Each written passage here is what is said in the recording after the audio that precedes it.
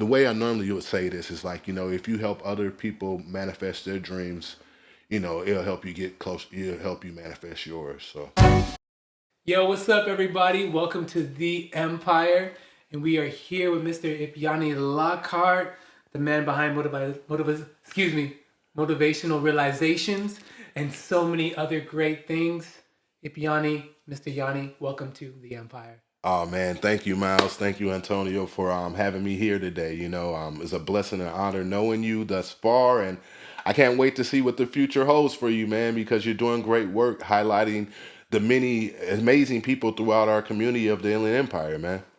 Yeah, thank you. And thank you for that, but it's not about me. No. It's not about me. It's always about the people behind the camera. It's not about me. We're here for you today. But I definitely do appreciate that, It takes one to know one, as they say. There you go. You know what I mean? And, how's your day been, man? How's your week been? How's your year been, bro? You know what? It's been a very busy year. These last few months have been a lot of happenings, a lot of organizing events, a lot of travel. But overall, it's been a blessing. Even with every day that I'm allowed to see, it's a blessing. Even with the good, the bad, and the ugly. You know what I mean? Because it's in my mind, it's all purposeful. It's shaping us, honing us into what we need to be within this experience. 100%. I immediately thought of Clint Eastwood.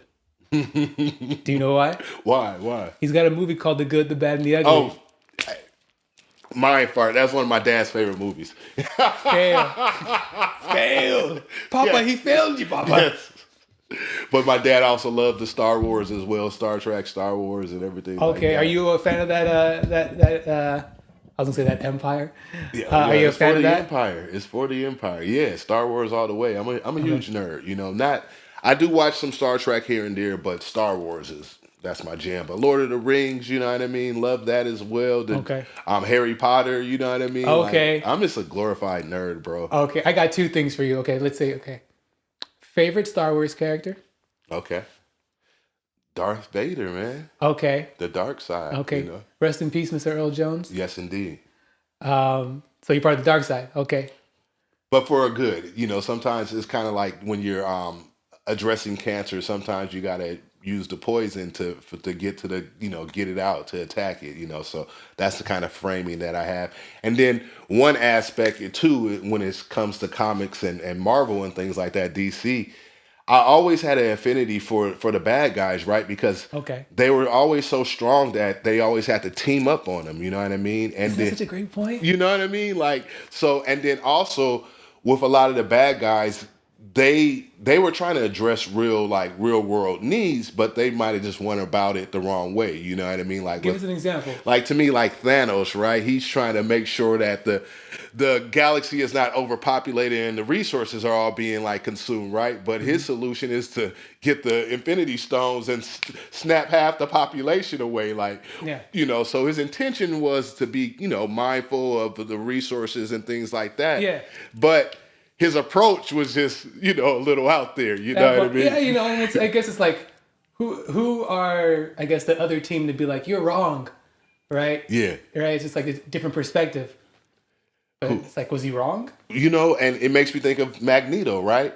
Where Okay. Magneto didn't want the mutants to be subservient to the humans, right? Because the treatment they received, and they were actually powerful and stronger than the humans. So he didn't want to, create those kind of like relationships where Professor X was like, we could be of service and this and that. Magneto's like, we don't, we it, bro. We don't need to, we it, bro. We don't need them. Yeah, for real. They could be our slaves. And then that connects to Harry Potter, right? How, the Muggles, how some didn't have any, they called them Muggles, right? Yeah. So that was like That's a the Half-Bloods, derogatory. right? Yeah. Yeah. Well, the humans are the Muggles. You know what I mean? And then, so some of them didn't like the wizards, the dark side or Voldemort, they had no respect for the Muggles, you know what I mean, for the humans, versus the other side of the camp. They, we could coexist, and they saw value in them. So, Have you heard of the theory of Malcolm X being Magneto and Dr. Martin Luther King being Professor X? Have you heard about that? I've actually shared a few pictures of that, of that kind of meme, right? Well, I've seen it in art, but I've seen it also as memes. But I like that. You know what I mean? I love that framing because I'm a glorified nerd, bro. That part, that part. Yeah. The last thing about the nerd talk, well, we'll probably get back into this again, but the only thing that got me disappointed in the Harry Potter series is that the whole time they're talking about, you know, being the ultimate weapon when you have like the wand, the cloak, Arva Kadarva. right? Yeah. And so the thing that pissed me off is, okay, Harry Potter had all three at one point. Yeah. Just show us. You don't have to be evil. Just I want to see what it looks like. You know, like what does that look like? Show me. I'm just gonna break the stick and throw it. Come on. I feel you. Like, come on, show us. Nah, I hear you. It's like getting to this like. It's like having sex with no climax. What was yo blue ball us like that, JK? It's still good exercise though. It's still good exercise. No, I'm gonna die. People die of blue balls all the time. Come on, JK. Jesus Christ. Yeah. That part. JK, Jesus Christ. I hear you. That's what's up though. That part. You know, I mean, they'll probably make another run of books where he reassembles the wand and you get to see all three of those items being utilized. Who knows? That'd be good. JK. Hey, if you're listening, Rollins. That part. We just want 20%. That's all we want. Well, you know, I'll be happy with 5. Okay, that's all. Off $1 billion. You know what I mean? Guys, so for real. Well, for the idea, right? Just Yeah. the idea. And you know, and then we got to get some spots in the movie, right? We got to be a couple Hey, of the wizards. I don't mind being Harry Potter's daughter's love affair. I don't know. She done went to the dark side. That part. She's out there messing with that chocolate muggle. That part. She's like, Daddy, I watched Creed too many times. And them bodies. She's like, oh man, brother. Ipyani, for people who may not know who you are and the things that you do, can you please let us all know who you are and the things you do, man? Definitely, man. Ipyani Lockert, born and raised on the west side of San Bernardino. I would like to start with just the love of my mom and dad, my father, Eddie Lockert, and my mother, Sonia Lockert. There's no doubt in my mind that my brother and I were created in love. My parents worked hard. They were professionals in their careers, rised up in their careers, and able to retire in their fields. They both would tell you that they loved the work that they did, because many people are not able to say that they love the job that they do, right? My father also was an entrepreneur because he had his own tax business for over 40 years, right? So a lot of what I am is really a reflection of my surroundings and the environment, the unconditional love that my brother and I were raised in. So I'm a product of the San Bernardino Unified School District, you know. Went to North Park Elementary, go Coyotes. Then I went over to Martin Luther King Middle School, go Road Runners. Then San Bernardino High School, Cardinal Pride. Then eventually got to San Bernardino Valley College, go Wolverines. It used to be go Indians back in the day. And then ultimately graduating from Cal State San Bernardino, go Yotes, you know. So that's my educational journey. Just been involved in the community, born and raised my whole life, really, because my parents used to work at the Jubilee Pantry, always giving back. My house was always been a hub for community because we were blessed to have both parents in the house. We thought that was a norm growing up because all my cousins, it's the same thing. Marriages of 40 plus 50. My Aunt Belle and Uncle Benny, they made it to 60 years of marriage, right? So we thought that was the norm. But as we grew up and became more conscious, it was like, that's not the norm in my community. That many people came from, single mother households, a few single fathers. So with that being said, I think my brother and I were equipped with some wisdom and insight that others weren't privy to, that didn't have a present father and a loving father. And they might have had a father present, but, you know, sometimes it's all kind of dynamics in this world. So, so with that being said, just being involved in the community. I used to do the census. I've done the census twice. I was a numerator the first time, like 20 years ago, I guess. And then, well, not 20 years ago, but the first time. And then 10 years after that, I was a supervisor, right? So I trained over 60 managers. I trained over 100 enumerators. Also in the job field, I was an outreach worker for the African American Mental Health Coalition. Now it's called the African American Health Coalition. Under the guidance of Linda Hart, I was a part of the first cohort of outreach workers. So doing that really showed me the needs of the community as well as the stigma attached to mental health, right?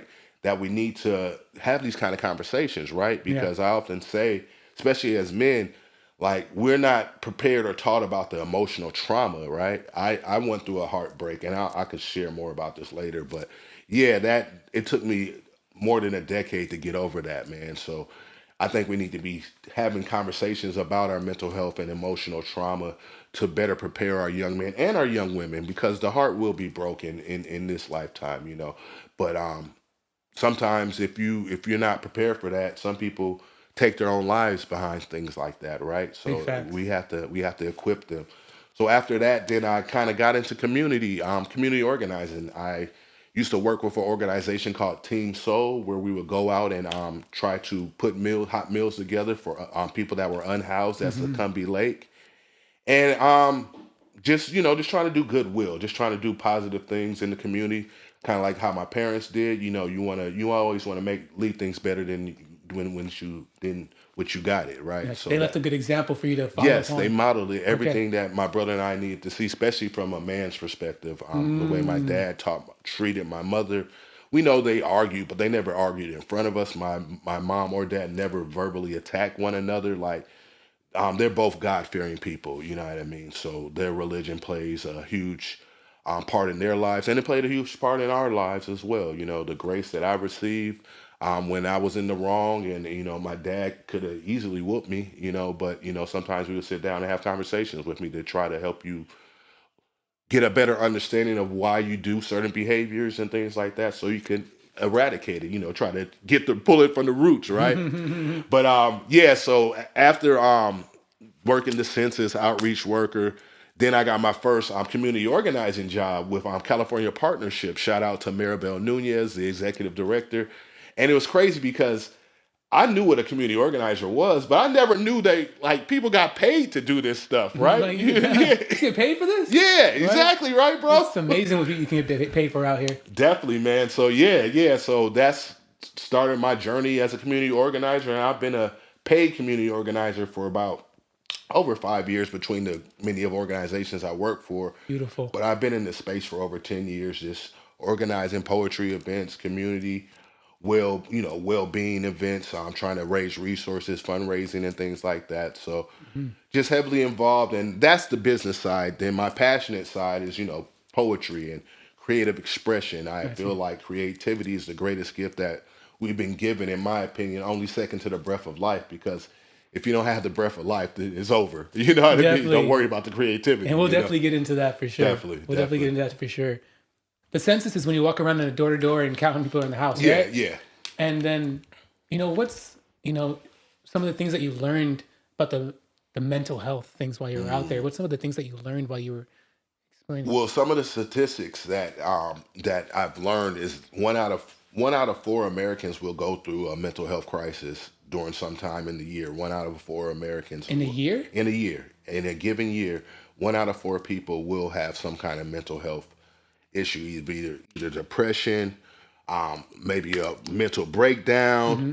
A lot of these things hinge from, sometimes it could be a chemical imbalance, right? Okay. Sometimes it could be something that's passed on genetically, but sometimes it's just life is very stressful and people don't know how to navigate these spaces. So sometimes people turn to drugs and alcohol. Some turn to inflicting pain, cutters, and things like Yeah, that. that's a thing, man. Yeah, It's it really crazy. is. It really is. And the one thing they say about cutters, right, is that if they're cutting like horizontal like this, Yeah, that's for attention. Because if you're really trying to kill yourself, you cut lengthwise, that you cut the the vein all the way vein. open, Uh-huh. and then you bleed out. So if you see someone cutting like that, that's a cry for attention. And Mhm. and they need help, not just like, oh, look at me crying wolf, but there's something there, because the fact that they're doing that to themselves. But I'm not too worried that they're really trying to kill themselves. I worry about them, but I Mhm. don't think they really are. Because if you're really trying to go, there's many of means that are very quick, and we'll just leave it there at that, right? That part, yeah. Yeah, Wow. And you mentioned that, congratulations on being, getting paid to actually work in the community yeah, now. yeah. It's pretty That awesome. is, and that's It's a blessing. It's a yeah, blessing. definitely. I was thinking about that today. I was like, man, there's some people who get to actually work in their purpose and it doesn't feel like work. It's purposeful and it's fun. And I think that's like I think that's the goal in life, is to work and stuff like that. Definitely. And so I was curious about, so how does that work? Do you search for people to help out? Do people come to you? Like, how does that work as far as business Well, wise? definitely with the current organization that I work for, and I don't mind shouting them out. They're a wonderful organization. Interfaith Movement for Human Integrity. I am the Southern California Faith Organizer. So our mission is to reach out to the belief systems that are held in our community. So all the different religions and faith traditions that people practice, and then try to leverage those beliefs to address social justice issues that affect us all in our community, regardless of what deity or faith you ascribe to. Mm-hmm. So our main issue areas are our system impacted and directly impacted community members, as well as our immigrant and asylum seeking populations, right? And then Okay. we're supporting certain propositions and things like that, like yes on Prop 6 and no on Proposition 36, right? But how I go Yeah. about identifying, Can you talk to us about what those propositions are? yes on 6 is a proposition to remove involuntary servitude from the California state constitution. Right now, What does that mean? basically forced labor or slavery, right? So it's used for punishment for crime. So people that are held inside state facilities, Prisons. prisons, Okay. basically, Okay. are forced to work, right? If you don't work, you could get time added to your sentence. Some of these people are working for 8 cents an hour, pennies on the dollar. Then they have to pay their restitution from the 80 cents they might have made that day from working 10 hours, right? And on top of that, these companies, certain companies are partnered with some of these state facilities that they're in here making furniture, they're in here making the license plates, making American flags, making, anything you can think of, cups, welding, all kind of skill sets, right, that are being utilized in there, and they're not able to focus on their rehabilitation because they're forced to work, because like, hey, I got to work the shift, but the a drug anonymous class is at the same time, and they won't make any, like, concessions, Accommodations. yeah, accommodations or concessions to them, like, hey, Mm-hmm. we have the day program, have the night program, right, for the people that work in the day, this and that. But I digress. Anyways, voting yes on Prop 6 will remove involuntary servitude from the California state constitution, where people they'll be able to give consent to have to work. And people are always like, well, if no one's working, people still want to work because not everyone has the support system that some may be blessed with, Mm-hmm. where that them working is the only way that they could build up money to access the access Commissary. the food, the Mm-hmm. food kitchen, right? The Mm-hmm. extra food, not just the state meals, but Mm-hmm. they have, like, top ramen, Doritos. Doritos, the Yeah. little, little Debbie's and things like that, Mm-hmm. little creature comforts, right? Yeah. So people are always still going to work because that's going to give them money, but we don't want them to be punished for not working. You know what I mean? Because it's like that's slavery, right? Yeah. You And that's just for force the you- state. That's just for the state of California, right? yeah, there's a number of states that have already removed this kind of language, involuntary servitude and slavery, from their state constitutions. Okay. California has to catch up. Like, Alabama's done it already, right? Alabama has already That's the done it. irony, right? Right, Yeah. right. Yeah. One of the most massive slave states in this country in the past, right? Yeah. They've already removed this, so Yeah. California is playing catch up. Usually we Mm. lead, but in this instance we're playing catch up. Shows a lot about, you may have about a front image as opposed to what's really happening behind the scenes. It says a lot. Totally. Like, on that same tip, and then I'll explain about no on Prop 36. Mm-hmm. But when you think about California, we always talk about California being a blue state. It's more so a purple state, because if you remove Los Angeles County out of the mix, and you remove, like, San Francisco Bay Area out of the mix, California would be a red state, because You think so? it would be.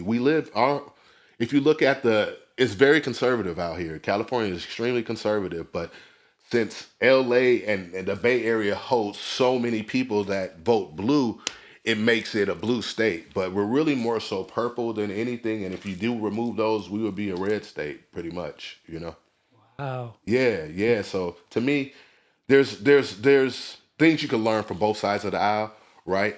I believe we need more options. One of my grandiose ideas or visions is the Purple Party, where we're progressive with the thinking, but conservative with the money. I think that's how most of us have to really live. We can't write blank checks. You know what I mean? We have to be mindful of the money that we make and live on within our means, Mm-hmm. as well as use innovation and creativity to address the things in our life that we're trying to, fulfill or address or whatever, right? We have to be innovative and think of creative solutions. So I would love the purple party. I know we do have a green party that Mm-hmm. kind of needs to be backed up or propped up a little more with I know Jill Stein, I believe, is running for the presidency Yes. as well. Mm-hmm. And so we need more options. And then one of the ultimate goals is I would love to see the removal of the electoral college system, because that's rooted in slavery, right? That electoral college system was created to give, because they weren't recognizing African Americans as whole people, only 3/5 of a man. Mm-hmm. So they would count the slaves at 3/5 per person, and it would basically just strengthen their votes. So like, there's no reason, in my personal opinion, that a small state like Virginia, right, has so much power in determining the election when their population is not even as big as what we have here in the Inland Empire, right? Why is it these states have so much pull in determining the election even though they have a small population? I'm more of whoever the most Americans vote for should be the winner. It shouldn't be Mm-hmm. like, oh, you get these votes from this state and this. Whoever the most Americans popular vote should win, in my opinion, because that's how most things work in normal life. Whoever Yeah. gets the most votes win, you know. Got you. So American Idol. yeah, there you American go, Idol. right? For Yeah. real, you know what I mean? So And then let me go ahead. finish Go this. ahead. Yeah. And then no on Prop 36 is to protect Proposition 47. Just to give the viewers a little background. Proposition 47, excuse me, passed about 10 years ago, and what it did was reclassify certain low-level felonies into misdemeanors. This was done because it was a prison overcrowding, as well as the racial disparities. You know, black and brown people often. I'll say it like this: we're only, as African American, we're only 14% of the national population, but we almost account for almost half of the people incarcerated. So there's a huge disparity in those of us that are affected by incarceration, right? 1 out of 3 African American men will have a run-in with the system. In comparison to our Hispanic counterpart, is 1 out of 6. But in comparison to our Caucasian counterpart, is 1 out of 17, right? Mm-hmm. So they were trying to address the overcrowding in the prisons, as well as some of the racial disparities. With the passing of Prop 47 10 years ago, has redirected the savings, because right now currently it costs over $130,000 per year to incarcerate a healthy individual. So if someone has medical issues and things like that, Mm-hmm. It goes up. it could even double almost, right? Got you. Like if you But have diabetes or something. diabetes, or you have medicines that you're on, you know what I Exactly. mean? So the cost could just almost double in certain instances. People, because people get cancer everywhere. It's Yeah. just because you're in a state facility doesn't mean you're not subject to the chronic conditions that plague humanity, right? And So that's taxpayers' money, right? exactly, Okay. exactly. So my thinking is, let me finish with Prop 36. So no on 36 is to save Prop 47. With the passing of Prop 47 over the course of these last 10 years, over $800 million has been redirected to our community to address mental health needs, to go address education, to address victim services, right? So it's a lot of great things that Prop 47 has done, as well as prevention. And that's where my mind is at. Why is it that we have to go be incarcerated to get access to mental health services? Why we have to be incarcerated to get access to the vocational trades, right? If we have these things in our community as community hubs to connect into the resources we need, we could alleviate people even getting caught up into the school to prison pipeline, or getting caught up in the system in general, right? It's about making the investments in the people, not in caging our people. And a lot of people don't know this, but the Inland Empire has the second largest returning population outside of Los Angeles County, coming back home from incarceration, right? So we have to, I don't want my community to be an incubator for prison. I don't want us to be an incubator for prison, right? Life's a beautiful experience and a gift and blessing to us all. So, Mm-hmm. but yeah, so those are the two propositions right there that we're supporting. I love that. And you make such a great point. And it makes me want to. The question that comes to my mind immediately is, do you think it's done on purpose or on accident? And what I mean when I say that is that the system, because you're like, why do we have to wait to go to prison to get mental health resources? Why do we have to go to prison to get trade? Do you understand where I'm going with Yes. it? Do you think it's by accident, or do you think it's by purpose that there's no trades, no facilities already out for people to have? I would say yes and no, right? There's certain people, like some of these private prisons, some of these private immigrant detention centers are traded on the stock market, right? Where people are literally making money, like you can think of the Geo Group. They're actually on the stock market right now. So some people, What's the Geo Group? Geo Group is the owners of some of the immigrant detention center, privately owned prisons, right? Mm-hmm. So they are traded on the stock market where people can invest in prison, right? In caging human lives. So to me, some people in this world love that income stream. And the reason that they're trying to, we're saying no on 36, they're coming back for that money. They want to get that $130,000 per person to incarcerate them because that helps pay for. There's a lot of money being made in prison. Mm-hmm. In prison, Mm-hmm. there's a lot of money being made, and they want to continue to make that money. It's almost like, I hate to say it like this, but it's like almost like an oil boom, and the people are the oil, Mm-hmm. right? So the more They're the oil, goods. yeah, they're the goods. They're really they are, right? So yeah, so to me, it's kind of a it's mainly a yes because we know of the history of this nation as well, right? We Okay. know that slavery existed, right? With the abolishment of slavery, they went around about saying, "Oh, we could use involuntary servitude for punishments of crime," right? So they got around. People know how to get around these loopholes, right? Loopholes So, are everything. and these things, most things in our world, especially in this country, are very calculated. Are very well thought out. So, I think it is a little bit of targeting, and then some people are unaware of, like, systematic racism and systematic oppression. That makes you think of redlining, right? Mm-hmm. My father, who served in the Air Force, right, and many of my uncles served served this country as well. But often, sometimes in the past, when people had their GI Bill, right, they served the country, fought for the freedoms, did everything they needed to do. Some had to kill, some were killed, right? Mm-hmm.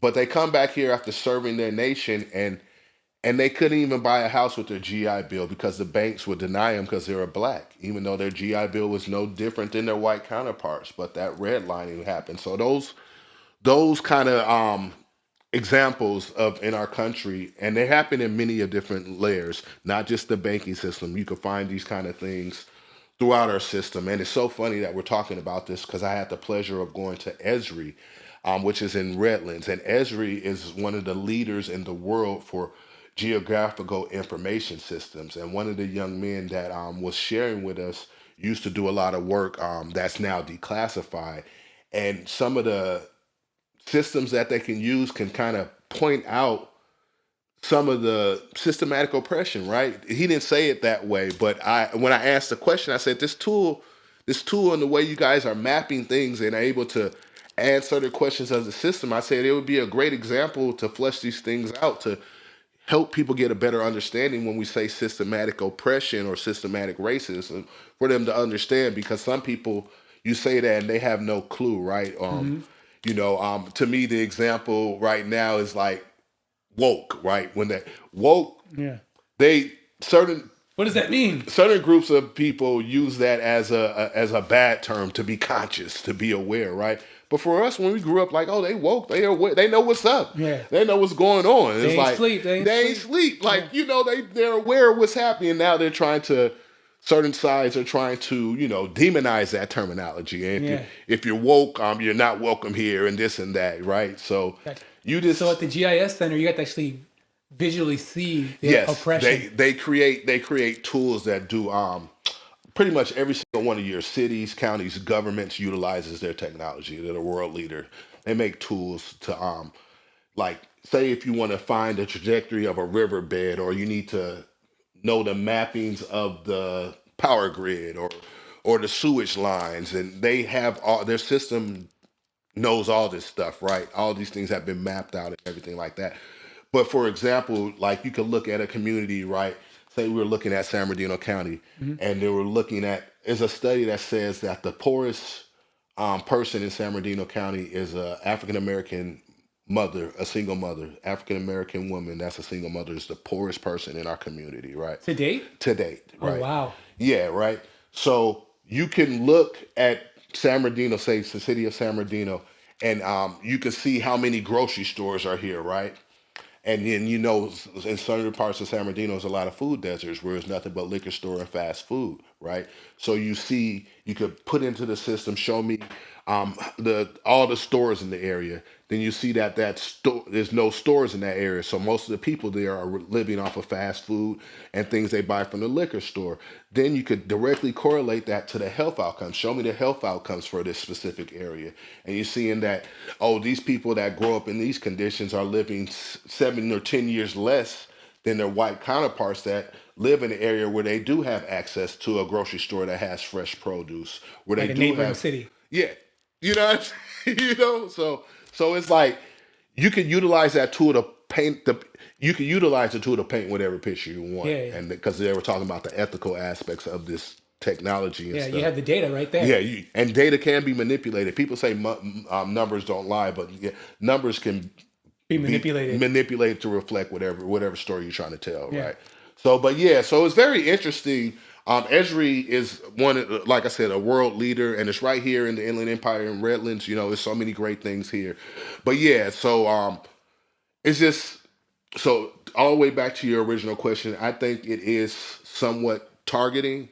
I think that certain people that are aware of the injustices that happen in our nation Yeah. are trying to address these things and try to bring remedies to try to get equity and a level playing field for all people, minorities, people of color, people, immigrant, for everyone that's here in this country.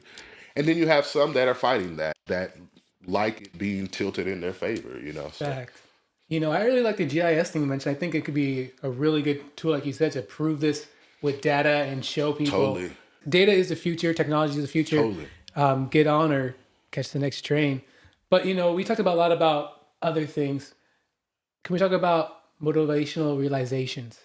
Definitely, Like, can we talk about what it is, who it's for, how the name came about?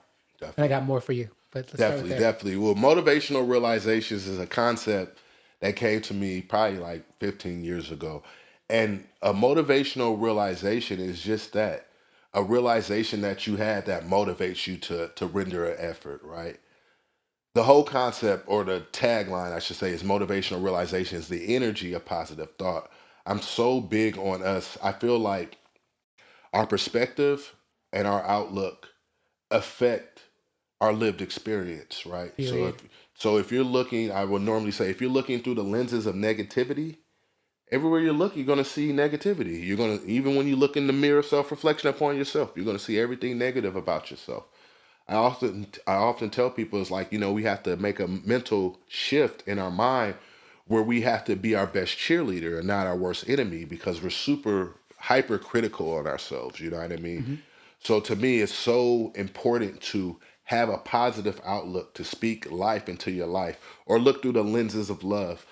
I tell you no lie, if you are able to put up your lenses of love and look into your mirror of self-reflection and see what you love about yourself, I believe once you discover and see what you love about yourself, it'll allow you to see the love that each other life that we dwell with has in them as well. So who motivational realizations is meant for humanity. Is meant to hopefully empower humanity, to show them that we've all been given a dream and a vision. And if you're willing to render the efforts, and this is key, and I harp on this all the time, if you have the dedication and commitment and you're willing to render the efforts, you can manifest whatever dream or vision you've been given. Because that dream and vision is not to tease us. That's to kind of show you what's meant for you. But you have to be willing to render the effort to manifest it. And if you're willing to do that, as long as you have the breath of life, you can manifest. You can create whatever that dream or vision is. You can do it. I believe that, and I number one, thank you for the work and pursuing that, because I do believe that there's actually a line in the Bible that says, "A man is what he thinketh." Mm-hmm. So you are what you think you are. Totally. You know what I mean? And your thoughts are powerful. Your thoughts are powerful. My father would say it like this, the man that thinks he can and the man that thinks he can't, they're both Both right. right. And that's so true, so Yeah. it's about the things that we can control as human life, right? We can control what we say, the tone, how we speak. We can control how we are present in the space, and then we can control how we internalize what happens to us, right? That's all you can really control in this experience. Outside of that, like you and I, we're surrounded by 8 billion other human lives, right? You know Yeah. what I Yeah. mean? And then that's just human lives. We're surrounded by trillions of creations when you look at the Yeah. insects, the bushes, and anything that has life. We share that with all these things, but we only control is ourself, our temple, our mind, body, and spirit. Mm-hmm. So it's so important that we see things from, I like to say, the blessed lining. Another way of saying it is the silver lining. Okay. Like, what is it? Is there's a blessing there? We might not be able to see it right then and there when we're going through it, but as I said earlier, I believe everything is purposeful, and it's honing us, it's shaping us, molding us into what we need to be to fulfill whatever our destiny or purpose or mission is within this experience of life within the living. Yeah, agreed. And I like the blessed lining better than silver lining. I like that better. And I agree. I think, for example, someone would think, and something bad or negative happened in my life, but I always like to think, going to the positive lens, is that sometimes it may look like something bad happened in your life, but I like to think that there's a bigger picture for whatever that thing that happened to you happened in the end. For example, let's say you got into a car crash, somebody hit you, Hmm. but let's say that if that car crash didn't happen, you probably could have your car could have exploded or something else could have No, happened I even totally hear worse. you. I hear But you. it prevented something from happening or opened a bigger door into something better happening. Totally. I like to always think about that. And going back to motivational realizations is, why did you start it? Why start it? I started it because there was a need. There was a need for in myself Okay. to So it speak. started with self. It started with self. It Okay. started with self. Kind of like I said earlier, dealing with heartbreak, that emotional trauma. It was a young lady that I was pursuing. I thought she was the most beautiful woman in the world to me, Mm-hmm. and I told her, like, I'll give you the world. And I was willing to, however I was going to figure that Got out. you. Got you. I was going to figure it out, Got you. I'll kill a man for you, baby. I'll kill a galaxy, Thanos style. You Mm-hmm. know what I mean? But nah, yeah, snap of a finger. But nah, like I was willing to do whatever I had to do to have her and ultimately like be my wife and procreate, and enjoy this experience of life. And the one regret that I have with that is that she was like, is a whole backstory to this, but she wanted to be friends, and I didn't want to be friends. I wanted to be more than that Yeah. off rip. But when I think back in hindsight, it's like I should have accepted that because it has to start with friendship. It has to start, in my mind. It has a solid relationship. It has to be built on friendship, getting to know one another, and then over time, once you get to know people, that attraction can grow, and feelings can happen. But so that's one of my regrets. But with that, me Got you. giving my all to pursuing her, it broke my heart. It broke my heart, and I fell into a depression. That after that, you know what I mean, I fell into a really dark depression. Like I often tell people, it's like I know what the bottom of the abyss looks like. I know what it smells like, what it tastes like. I hit rock bottom at one point in time, and then that's when writing, because motivational realization is one of the ways that I go about doing it outside of just doing motivational speaking engagements and things like that. I Mm-hmm. do it through like my latest book, Losing Weight, which is about self actualization, as well as my poetry series. I am living motivational poetry. I am living dreams by Ipyani Lockert, and it's about speaking life into our lives. I write a lot about love. I write a lot about like empowerment and manifesting one's dreams and visions, But I write that to encourage people, and I do have some more poetry on the way that's going to be a little more raw because yeah, I am the energy of positive thought, but please, like, I'm a whole person, Mm-hmm.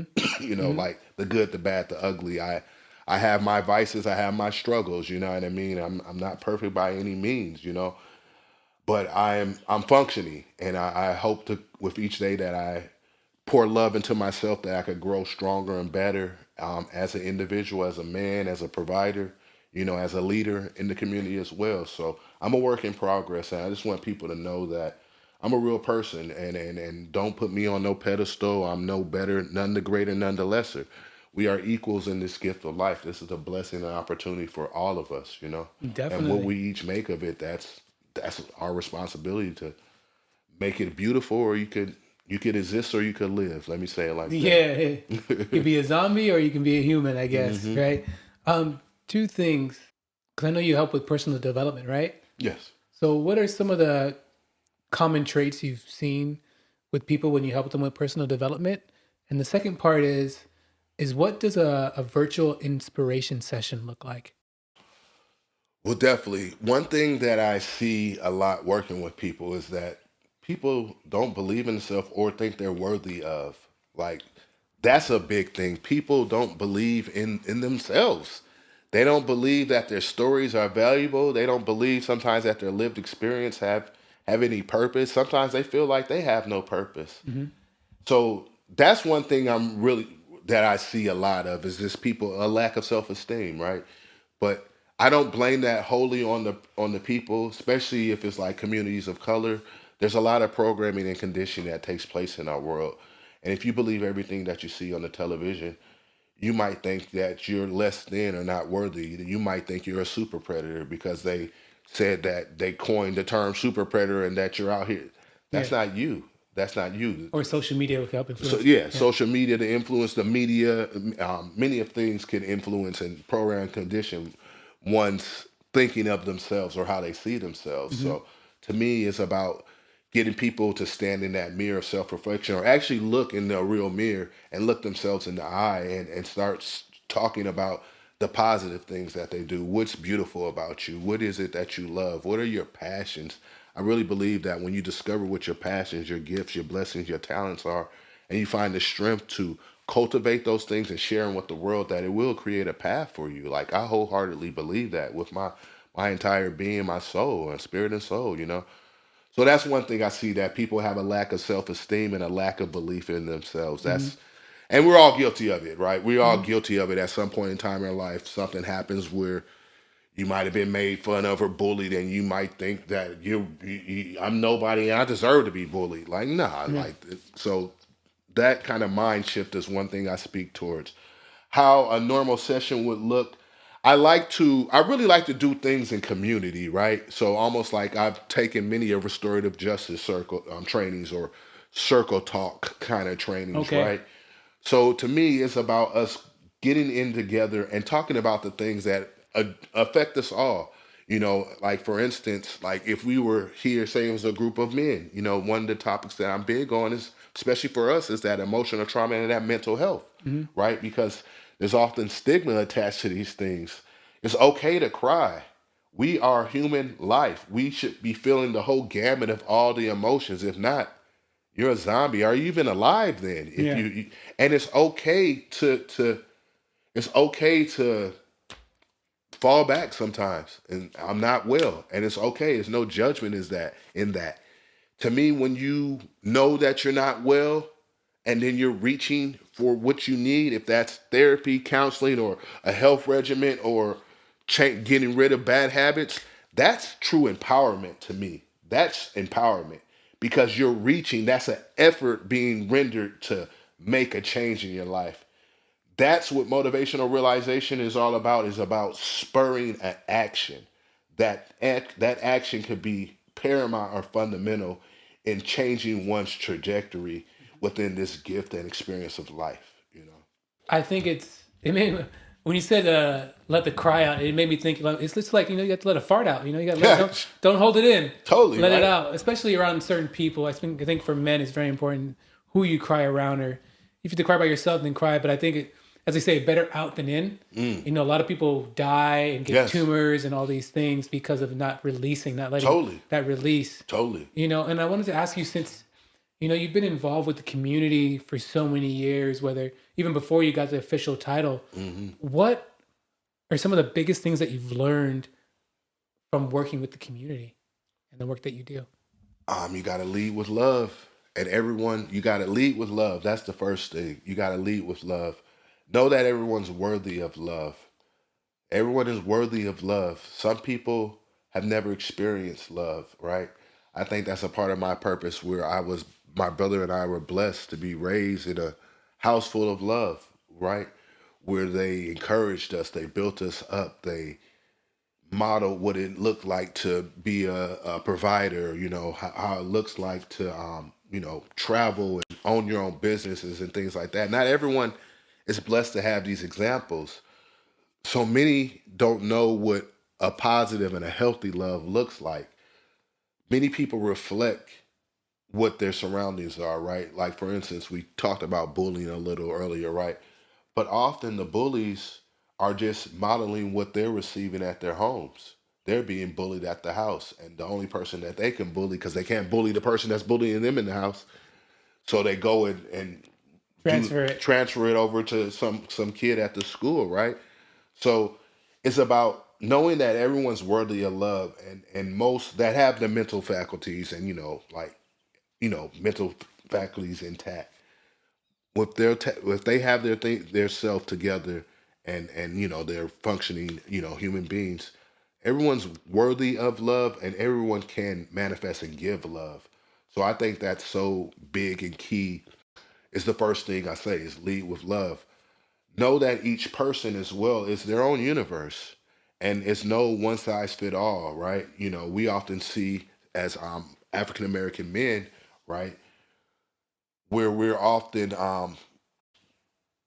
cast into the same body. Like, I wear my do rag, right? So I'm college educated. I'm a leader in my community. I'm a business owner. I'm an author. I'm a poet. You know what I mean? Yeah.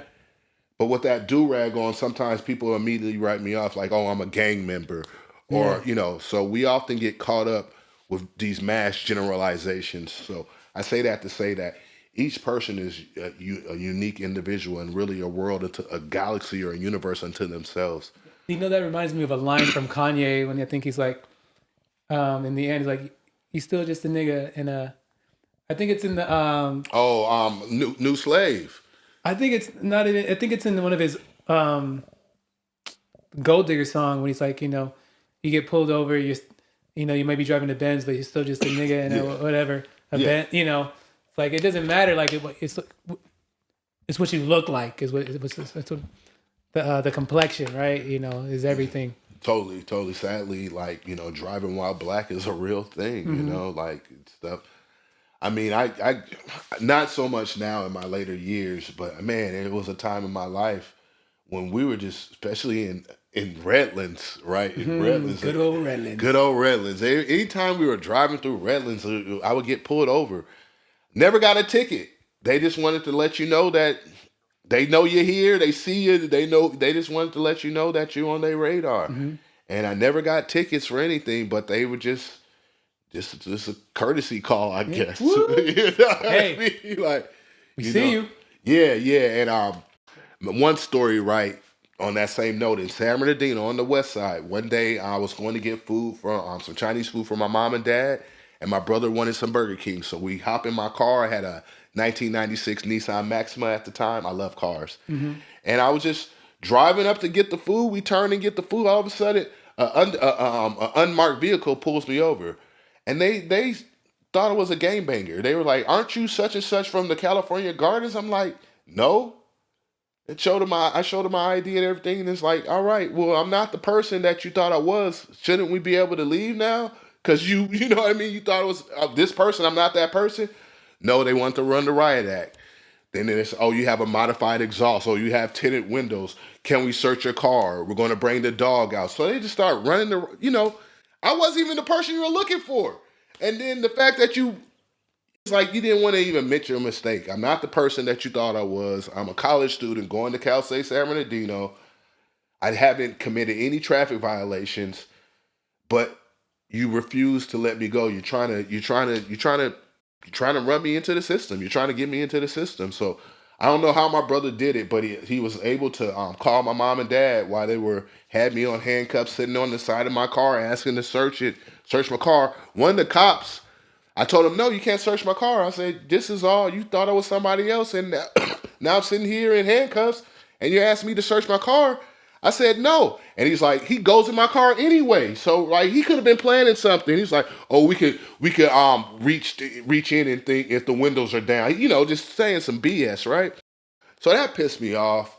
So but yeah, it happens, man. We're racially, sometimes we are racially profiled. That's real in this country. Like America, I always say this about America. America is still the land of opportunity. Like with all the issues here, you can still manifest your dream. You can still manifest. But there are systemic issues with this country that some don't want to be honest and real and address. And that kind of goes back to the GIS systems where this is why I kind of want to learn this stuff so I can help flush out these models to actually show with the data and stuff that there is a targeting, there is things that happen, and we have to change these things because if I tell you this is happening, you don't believe it's real, but when I present the data, the same data that you hold as valuable, and then I show you it's real, then you can't deny it. But even they still could deny it. You know what I mean? Like some think, one of the former presidents thought the election was stolen, right? So, and even though he's admitted that it wasn't, a lot of his followers still believe that it was. You know what I mean? Even though things have been pointed out to say that's not the case, that's not what happened. But once a lie is, once people run for lies, it becomes their reality. Yeah. Even though it's not grounded in truth, but Yeah. does truth even matter then? Yeah, you tell a lie enough and it becomes the truth. Those are some of the biggest things you learn in the community, right? And there's other things I was going to say, but I can't remember right now. And hopefully it comes back. But I wanted to ask about, when you're going to these events, are there some events that you're really emotionally tied to? And then are there some events that you have to separate yourself emotionally from? Does that make sense? Totally. I'll say it like this: like the ones that I'm emotionally invested in, usually are the ones that I'm organizing. Right when I have to organize certain community events, like I'm emotionally attached to it because my name's attached to it, and my reputation's on the line. If I usually say that I'm going to do something or commit to it, I try my best to do it. Right. So for those, there's a little emotional attachment to it. Right. Some of the some of the events that I might have to attend because I'm representing my organization, it might be issues that I might not agree with, but everyone has the right to live their lives how they see fit. And You mind sharing an example? I don't want to go too much into the Okay. details on this Okay. aspect, right? Okay. But it's just like I might not be for it, but I'm there because Part of the job. a part of the job. It's like any other job. Everything that your company might be doing, you might not support, but you're an employee of of that organization. So if there's a task that they land on your plate, you got to do what you got to do. So Got you. Like an example could be like, I guess it's a big issue people are talking about right now is like allowing kids the right to choose their gender, right? And something like I hear that. you. That could be like an example, right? That could be a clear example, right? That's something that some of the districts out here in the Inland Empire are currently battling. You have certain camps of people that feel like that ascribe to more of like traditional family values, right? Or specifically those that really ascribe to the Bible, right? Mhm. We have a large, across this nation, there's a large conservative Christian movement. Like it or not, some of these, some of it looks a little racist, and some could just be Hilarious. them being just ascribing to their faith and what they believe in, right? But What, there is a what's been spectrum. racist that you've seen on the conservative Christians? As far as all right, a crime example that to me that spoke volumes for me personally, like after George Floyd, right, was murdered, right? You saw marches all across the world, right? Specifically, it was either in D.C. or Michigan, right? You saw the damn Church of Satan. Members of the Church of Satan were out there marching because they knew what happened to George Floyd was wrong. But when you look at a lot of the Bible Belt areas and stuff, there was people of color and other allies that were marching, but you didn't see a lot of the religious leadership in those areas come out and speak out against these things, right? So to me, you have certain camps of believers that ascribe to a faith that it says in the Bible, right? I recognize all the religions. I believe everyone. I really believe where you're born at kind of determines what you believe, right? Yeah. If you're born in the Middle East, you have a higher likelihood of being a Muslim or ascribing to Islam. If you're born in Japan, you have a higher likelihood of practicing Shintoism or Buddhism, right? You know what I mean? So everyone, I believe them as all paths to the mountaintop. But I believe that right now in our country that there is a threat of like white nationalism that's under the veil of Christianity. Okay. You know, and where it's kind of it's sad, but because it's like you have many people that ascribe to that faith and believe in Jesus, but for some of those same groups, they can't see the humanity in one another just because their skin color is different, even though they say they praise the same God. You know, it's often said the most divided time in our nation is on Sunday afternoon. You know, our most segregated time in our country is on Sunday afternoon. So you got Spanish service, English service. Definitely. So, and it's not saying everyone that's white that's a Christian is a racist. No, that's not the case. It's always a mixed bag. It's never all of anything. But certain things are kind of, we thought we kind of got past. Like we knew racism was always here, especially as African American in this country. Our lived experiences show us that usually on a daily basis. But I feel like with some of the past leadership has kind of emboldened people to be more forthcoming about how they really feel about other nationalities, other ethnicities, other colors, you know, and I think that's a bad thing because the America at one point in time, which still is a work in progress, as every day every day we're writing new history. What about freedom of speech in that regards?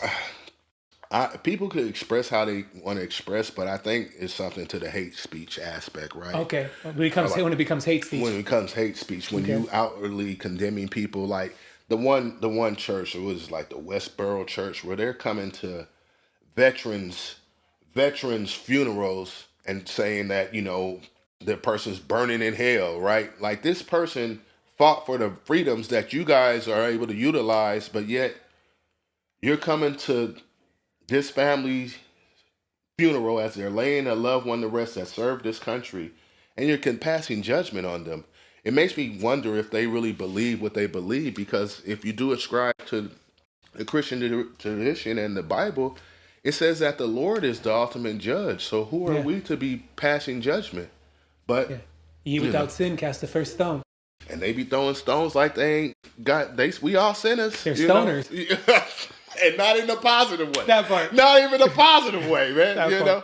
But maybe, I'll leave that alone. No, go for it. Take us. You gotta take us in your brain. Let's go. No, I'm just saying maybe if they were stoners. Maybe if they tried some other things, they might be able to get a different perspective on life. And hopefully they land on that, hey, we're all marching towards the exit. Gotcha. Whatever you believe happens beyond the veil of death, that's on you. I hope that everyone makes it to wherever the hell they think they're going after they die. Gotcha. I'm here to live. This is the gift.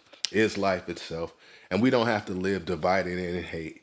The world is self-sufficient, has supplied humanity billions of human lives that have dwelled on this planet. If not trillions, right? Because this planet's been here for millions of years. Yeah, it'll be here when we're gone. Yeah. It was here before we got here, and it'll be here millennia after we're gone. That part. And it's self-sufficient, so it's like we don't have to live with what I normally would say. What we battle in this existence is the ills of man, the greed, the corruption, the envy, the jealousy, like almost like the seven deadly sins. Yeah, I'm with you. It's what we kind of battle here in this world, because the water ain't racist. The wind is not oppressive. It's not trying to lynch you. You know what I mean? It's like get that black man. I can smell the cocoa butter on him. There you go. I was going to leave these. Anyway, yeah. So you got it. You got it. So Yeah, and so Yanni was saying earlier that maybe if they were stoners, they'll be throwing less stones, and Yeah, yeah, and what you mentioned about the conservative Christians that are possibly racist, it made me think of something that happened in Texas during the flooding. I believe it was like a famous pastor who had like this Osteen. huge mansion. Osteen. You know what I'm talking Yeah, I about? know exactly what you're That's talking what it about. made And me he didn't think want of. to open his church at first Yes. until the pressure came where they were like, and Go this ahead. the Go ahead. no, this is my own. This is Ipyani Lockert speaking for myself. One thing that if I could remove from this world would be religion, because they all have blood on their hands. They all are guilty at some point in time during the practice of it or the start of their belief, where people were killing one another if they didn't ascribe to whatever they called their deity, right? So I feel like religion has been the cause of so much bloodshed and loss of humanity. And you still see it here today with conflicts that you see happening over in Africa right now. You know, some would say genocide. There's multiple genocides happening. One in the Congo, one with the Palestinians, right? Mm-hmm. And Ukraine trying to defend itself, Russia trying to bring back the USSR. You know what I Mm-hmm. mean? Trying to. So there's a lot of conflicts that are happening, and a lot of them are rooted in religious beliefs, where one ascribes to this faith tradition, the other one describes to this faith tradition, and for those that don't ascribe, and you so strong in your beliefs, it's easy to dehumanize one another. And when you Yeah. get to that place, it's easy to kill one another. And the commonality is that, this is a gift of life, is a blessing for us all, regardless of who we pray to. So if I could remove religion, the concept of religion, like not spirituality, most tribal nations across the entire world, no matter the ethnicity or Mm-hmm. have a belief in a higher power, Mm-hmm. right? So it's nothing wrong with spirituality, but when we ascribe to these things so tough that we're willing to destroy our fellow brothers and sisters, our fellow human being over a belief system, what we believing the unseen, right? Over a belief in the unseen, right? To me, it's crazy, Yeah. to me, So if I Yeah. could remove anything from the world, it'll be a few other things, but religion would be one of them because, in my opinion, I feel like it's caused the death of so many people, and it's still causing death to people to this very day as we're doing this interview. Yeah. And I like to think, I'm not going against you, but just to tap onto that is like, I think that nothing, especially religion, is not perfect because man is behind it. And since man's not perfect, therefore nothing can be perfect behind it, behind man. And what I also, and I shout out to my homie, he says that, and I believe this is true, a lot of people will use religion as a front for what their real motives are, Mm, right? So they might be wicked, but they're like, my homie would say they hide behind the cross. yeah. So they might be really, their intentions are evil and wicked, but they're like, I'm a Christian and Hmm. this is what we should do as Christians. But it has nothing to do with the word. No, You know what I'm totally, saying? They're hiding totally, behind totally, religion as their shield. totally. You know No, what I mean? I totally follow what you mean, and yeah, there's examples of that for all the different religions, Mm-hmm. Mm-hmm. belief systems, and faith traditions that are practiced, where you see countless, regardless of the religion, that those that get into the high leadership positions, not all of them, but a lot of times you find that there's all kind of other stuff that's happening, but they have Hello. that title of, oh, I'm such and such, and Mm. I'm the lead of this belief system. Yet when you look at the text they believe and the life that they're living, it's like, Look a hmm, little different over look, here. they don't seem to Yeah. be lining up. Why And is this this little is, boy in your bed? and it, yeah. Word up, right? But that's real. That Mm. stuff be really happening like that in this world. And it's so funny because my father would say to me, he's like, Yanni, you're gonna be a pastor one day, right? Okay. And people people always run up on me asking if I'm a pastor. I try to take it as a compliment, I as love from a that. leadership role, Mm. right? Why do you think so? They asked that. Some people, the energy of positive thoughts. Some people feel like it's an aura, energy. Some people see something. Some Okay. people say they feel energy coming off me. Some people say the aura, whatever. We don't see ourselves, so I don't know what Mm-hmm. they see, right? Mm-hmm. Mm-hmm. But it's like it's like I would just say it like this, like going all the way back to my wish of removing Religion? religion from the thing. There's nothing wrong with people practicing what they believe, and because I believe most of these religions are here for people to try to become their best self, to think beyond themselves as well, right? To be a good person and then do things that benefit humanity, right? But when we are so ingrained and entrenched in it that we're willing to kill one another because we don't believe one another. Another example of is almost like the politics that the environment that we're currently in this country as we're on the cusp of this election. There's some people that ascribe to whatever side they ascribe to so much so that they've dehumanized the other side already, where we can't have conversations. I think many of us kind of all want the same things. I never met anybody that says I want to live in an unsafe community. Yeah. I want I want food insecurities. I want to be impoverished. I want to duck bullets. I never met anybody that asked for that. No one wants that. We all kind of want the same thing. It's just different approaches to manifest it.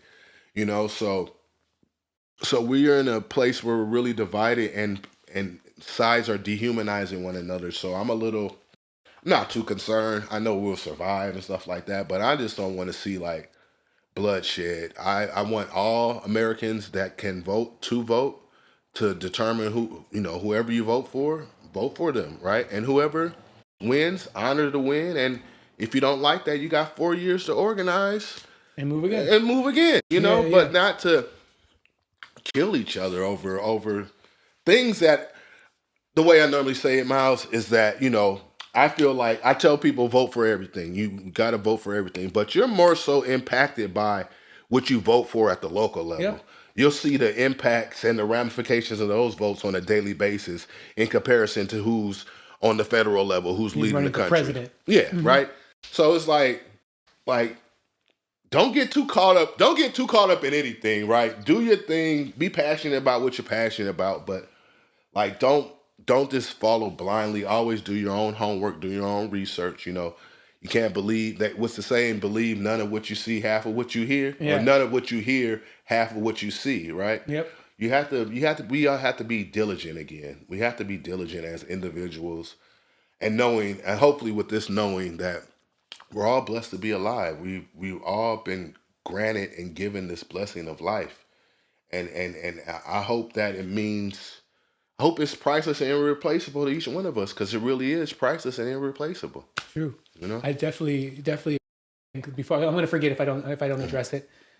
Like you said, we don't see ourselves how people, like Yeah, you see we from do. the outside. And I like to think that sometimes people are like, because I have this thing where I believe that we have multiple purposes. Yeah.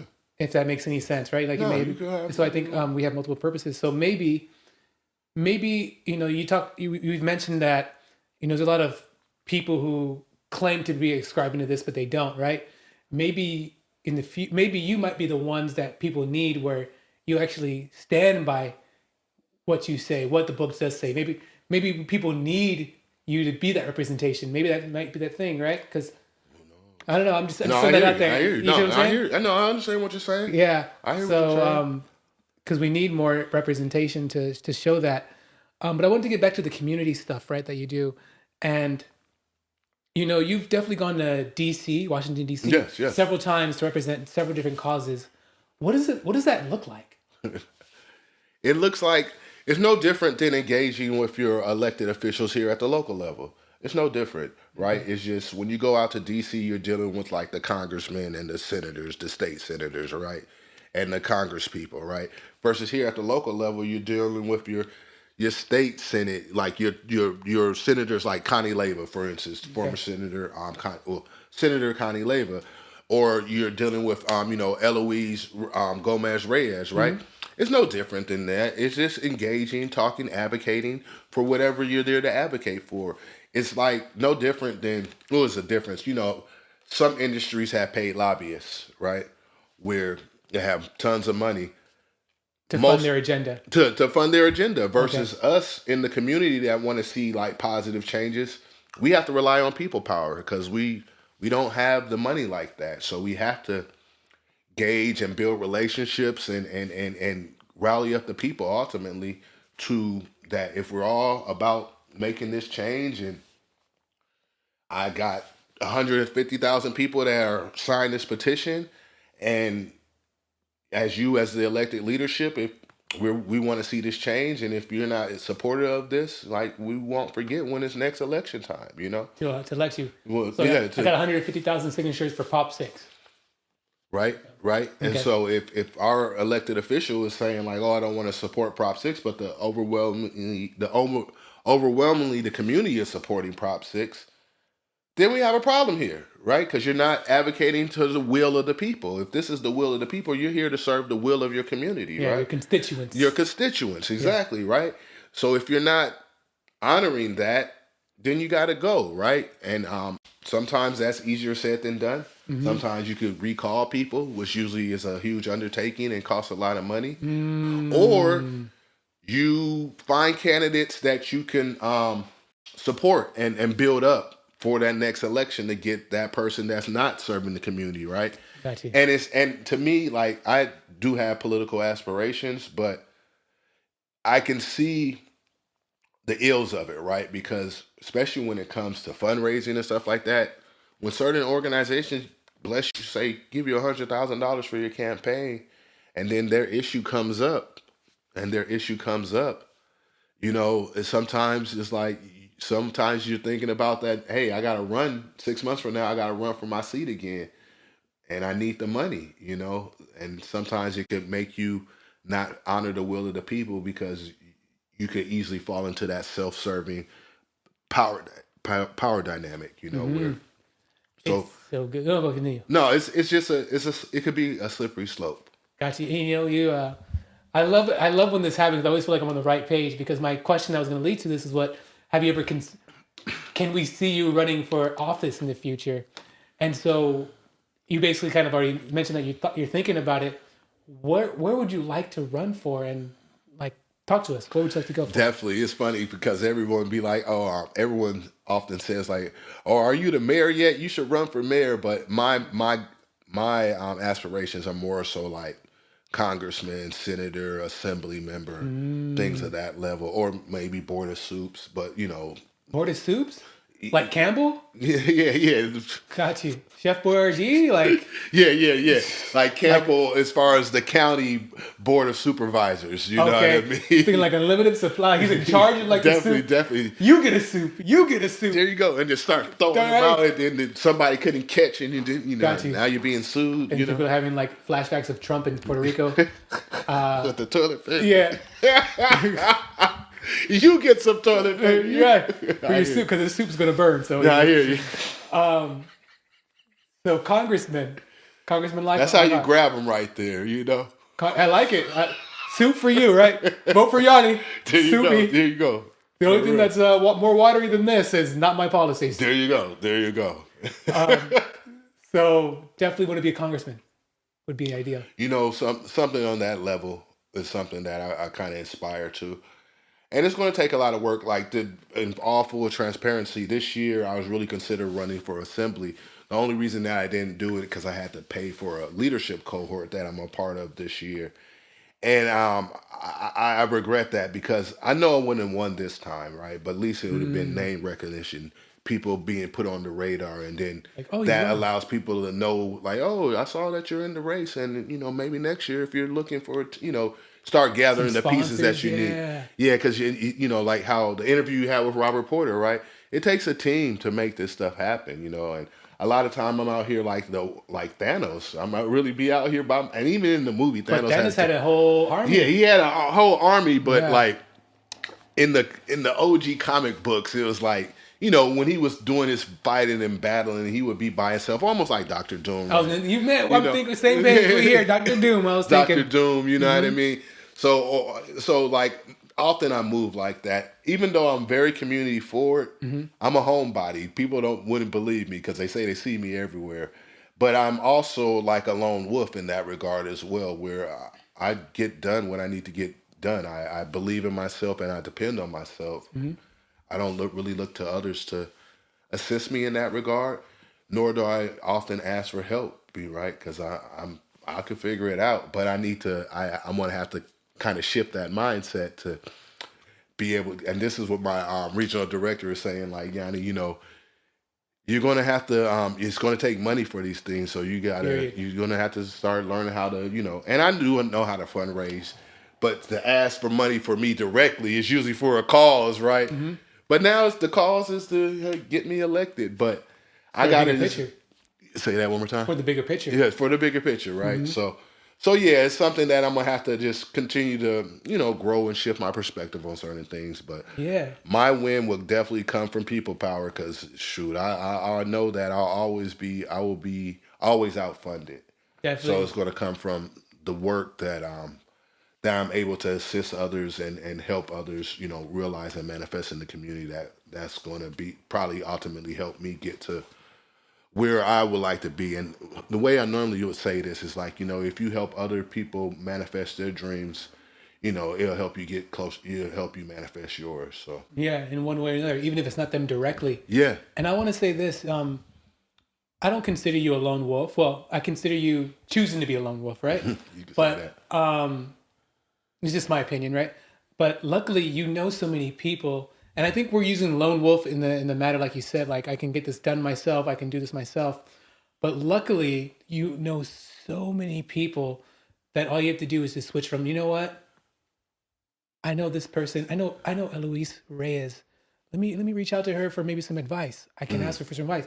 Let me reach out to this person because you know since you already know so many people, True. all you have to do is just Have not, but ask. you ask that. There you go. Ask and you shall receive, right? Yes. And so that's such an easy fix as opposed to somebody who doesn't know anybody, stays inside. That's going to be a million times harder as Totally. opposed to you're actually connected with the community, No. involved. And so I Yeah. do see a bright future, and I'm excited. Well, thank you, Pastor and congressman. Wow. I rebuke you. No, I was playing. Yanni, why is this little boy in your bed? Oh hell no. It's a doll. It's a doll. It's a doll. Hell no. It's a But doll. yeah, no. It's a doll. I swear it's a doll. Miles is crazy. It's a Chucky doll. I hate Chucky, and so I use He's a good guy. I use Chucky to scare other Chuckies. Anyway, so yeah, I do. I think you'd be a great person to fight for it. Just like shout out to Ben Reynoso. I think he was doing a Definitely, great job for the definitely, community as well. definitely. And I think seeing one thing that I keep on hearing about other people who are like, I guess they call them like woke people who are like really highly intelligent. They're like, I don't want to run in politics, blah, blah, blah, for whatever reason. But I'm thinking, man, if all of you high intelligent, financially well people decide to all run at the same time, then the percentage of you guys getting hired and then working the system could definitely be better as opposed to having one person going in. Am I making sense what I'm No, saying? I hear you. I hear what you're saying. I'm always thinking like, okay, you guys are so brilliant and so smart. You guys make changes, but you don't want to go politically because of X, Y, and Z. But if a majority of you guys say, hey, you know what, I'm going to jump in politically. Let's all jump in politically here in this one place or whatever. The changes could be astronomical. No, Right? I follow and I hear what you're saying, and I think the true mark of leadership is replicating yourself, right? Gotcha. At the end of the day, you don't want it to just be one, right? Because if it's just one head, it's easy to cut off one head, right? We want to be more so like the Hydra, right? Where we or the Kraken, right? We're multiple heads, multiple Gotcha. entities, multiple people carrying the mission, carrying the message. So they can't just assassinate or alleviate just one, right? So we have to make sure that we are cultivating leaders, cultivating engaged community members, because at the end of the day, all these systems will one day will be in our control, and then there'll be a day where we have to pass them to the next generation because we're on our way out. So it's like at some point in time, everyone's going to have an opportunity to be a change agent, and it is, to me, it's so key to make sure that we're coaching up all of humanity, the youth in the future, but specifically to especially people that look like you and I, you know, because one statistic that blows my mind from the mental health perspective, right? When I grew up, when we thought about suicide, right, we thought that was a white thing, you Mm-hmm. know? But like, sadly, one of the fastest communities that are growing in suicide is within the African American community. Yeah, and probably the men, right? The men and girls, Okay. boys and girls, and others, however one wants to identify themselves. But the rates of suicide are going up, and it's shocking to me because I always thought it was a white thing, right? So we got to get out of that mindset of thinking that this only affects certain communities. No, it affects all of humanity, and we need to be making sure that we are addressing the needs that people have, to giving them the tools that they need to be able to not just cope with life, not just survive, but to be able to flourish, to fly, to manifest whatever the dream or vision they've been given, Gotcha. empowering humanity. And that statistic has grown as we got closer to the 21st century, right? Yeah, Okay, that makes it's sense. going up. It's definitely going up, and because over my lifetime, It wasn't a big thing, yeah. no, it wasn't. But it's crazy that we're talking about this because my brother's friend, her fiance, had just Taking his life? taken his own life less than a week ago, right? Wow. And black man, he was an MMA fighter, um, going to get married next year, had kids, Wow. but it's something in his mind where he, from the outside looking in, looked like it was great. Him and his lady had matching Jeeps, had a nice house, Hmm. but You don't know just what's going because it on. looked good, everything that glitter ain't gold, That right? part. And it's That like, part. we gotta break down the stigma, right? Where it's comfortable for us to having these conversations, and it's all right not to be all right. It's all right not to be all right. Yeah. And that's not a knock on you. That's not saying it's weakness. That's strength that you are able to acknowledge that you're not well. So, and then we could get the help. You could get the help that you need because there's help and resources available for us, for all people, right? But if we are scared to have these kind of conversations that might make us feel uncomfortable or whatever the case may be, right? It's a detriment to us as humanity when we don't have these Yes, conversations. and just to add on to that, I think one thing, and I've been hearing also from a black man perspective and black men in America is that I guess men in general are kind of ignored. Our emotions, our things, right? But when it comes to like, especially like black men, like we feel like we don't have a space to go to, and a lot of us don't want to deal with therapists. Majority of therapists are usually, I think it's like 80% of like white women, right? Yeah, you So help. like there's nothing to like relate to, and so I've been hearing a lot more that since men feel like they don't have like an outlet or someone to talk to, you know, which also says a lot about who are you hanging around with, who's your circle. So Yeah, like you should at least have a circle. At least you should at least have one friend, one family member, whatever, that you can talk to, another man, and just be able to express yourself, right? I think that's necessary. totally, I think it's totally. necessary because then you end up with situations like you say, Yeah, the image up front looks like it's good.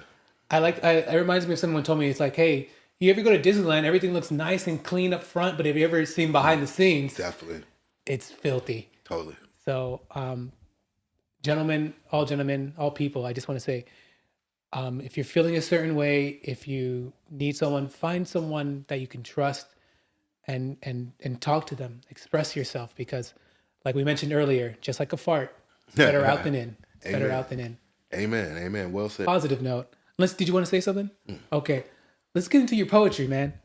You support the community with all the art, with all their art and stuff like that. But let's get into your poetry, man. Do you want to share a poem with us? Totally, Share a poem totally, with us, totally. man. Share a poem with us. Definitely. It'll take me a second to pull one up, but the Got you. poem that I'm going to share is He's got a book right next to us. well, this is a book on self actualization. So this is a literary Oh. work. So my poetry books, they're out in the car, but I do have my Facebook page, Motivational Realizations, that I often post some of my poetry pieces there as well. Yeah. While But you look for that, I want to ask you another go question. ahead. Why is it so important for you to support the Inland Empire? I'm born and raised here. It's the San Bernardino County is the biggest county in the country geographically wise, and then Riverside County is the third largest county geographically wise, and together we are the Inland Empire. As Robert Porter said, Riverside County used to all be San Bernardino County, right? Mm-hmm. And I want people to know that Los Angeles, Orange County, and San Diego are outside of the empire, and that there's many of great and talented and awesomeness being cultivated here, people coming from here. I want to make sure that our community is known, Yeah. and they're aware of the greatness that resides here in the Inland Empire. That's one of my missions, because I'm proud of where I'm born and raised, from the west side of San Bernardino. You know what I mean? I'm proud of it. There's no shame in that for me. But knowing that I've been blessed, right? I have both my parents. I had till my father transitioned about 2 years ago. But yeah. So I'm blessed in that regard. So I'm proud of where I'm born and raised, and I'm thankful for. I'm grateful and thankful. That's all I can really say, brother. Even with this interview today, I'm blessed to be alive today. Got my mind, my functionality. And before I share this piece, I just want to share, the reason that I'm so always like mad grateful about stuff, bro, is that I survived a condition called Guillain-Barré syndrome. It's basically where your immune system starts attacking itself. So when that happened to me, I lost functionality of my instruments, right? So my hands would just hang here limp, and I lost ability to function below my knees. I could still like waddle around and wrap a cane around my arm, and so it was a time in my life when I was pretty much disabled. As we talked earlier off camera, like, I'm a huge nerd. I love playing video games to this day. It was a point in time that I didn't know if I ever be able to play a video game again. I don't know if I could ever, you know, the simple things. You talking about farts, but going to the restroom and being able to clean yourself, right? We had to create creative solutions, right? So with that being said, I was blessed, and all praise and glory to the Lord, and the science behind it. The treatment, I had to get infusions for about 7 days, 8 hours a day. My mom was by my side each one of those days, and that medicine was like $10,000 a bottle. You know, so so when I snapping my fingers and dancing and moving, walking each day, this is out of gratitude to be able to do these things, because it was taken away from me, and I never. Man, that time was so hard, brother. I can't even lie to you, man.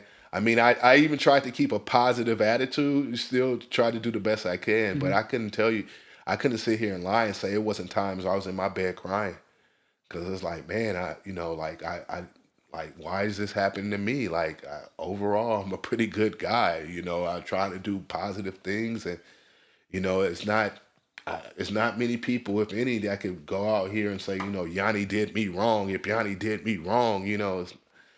I don't move like that. But so I was blessed to be able to regain my functionality, to be able to walk, to be able to jog again, to swim, to take care of oneself as a grown human being, as a person, which that's so key, to be able to take care of yourself, right?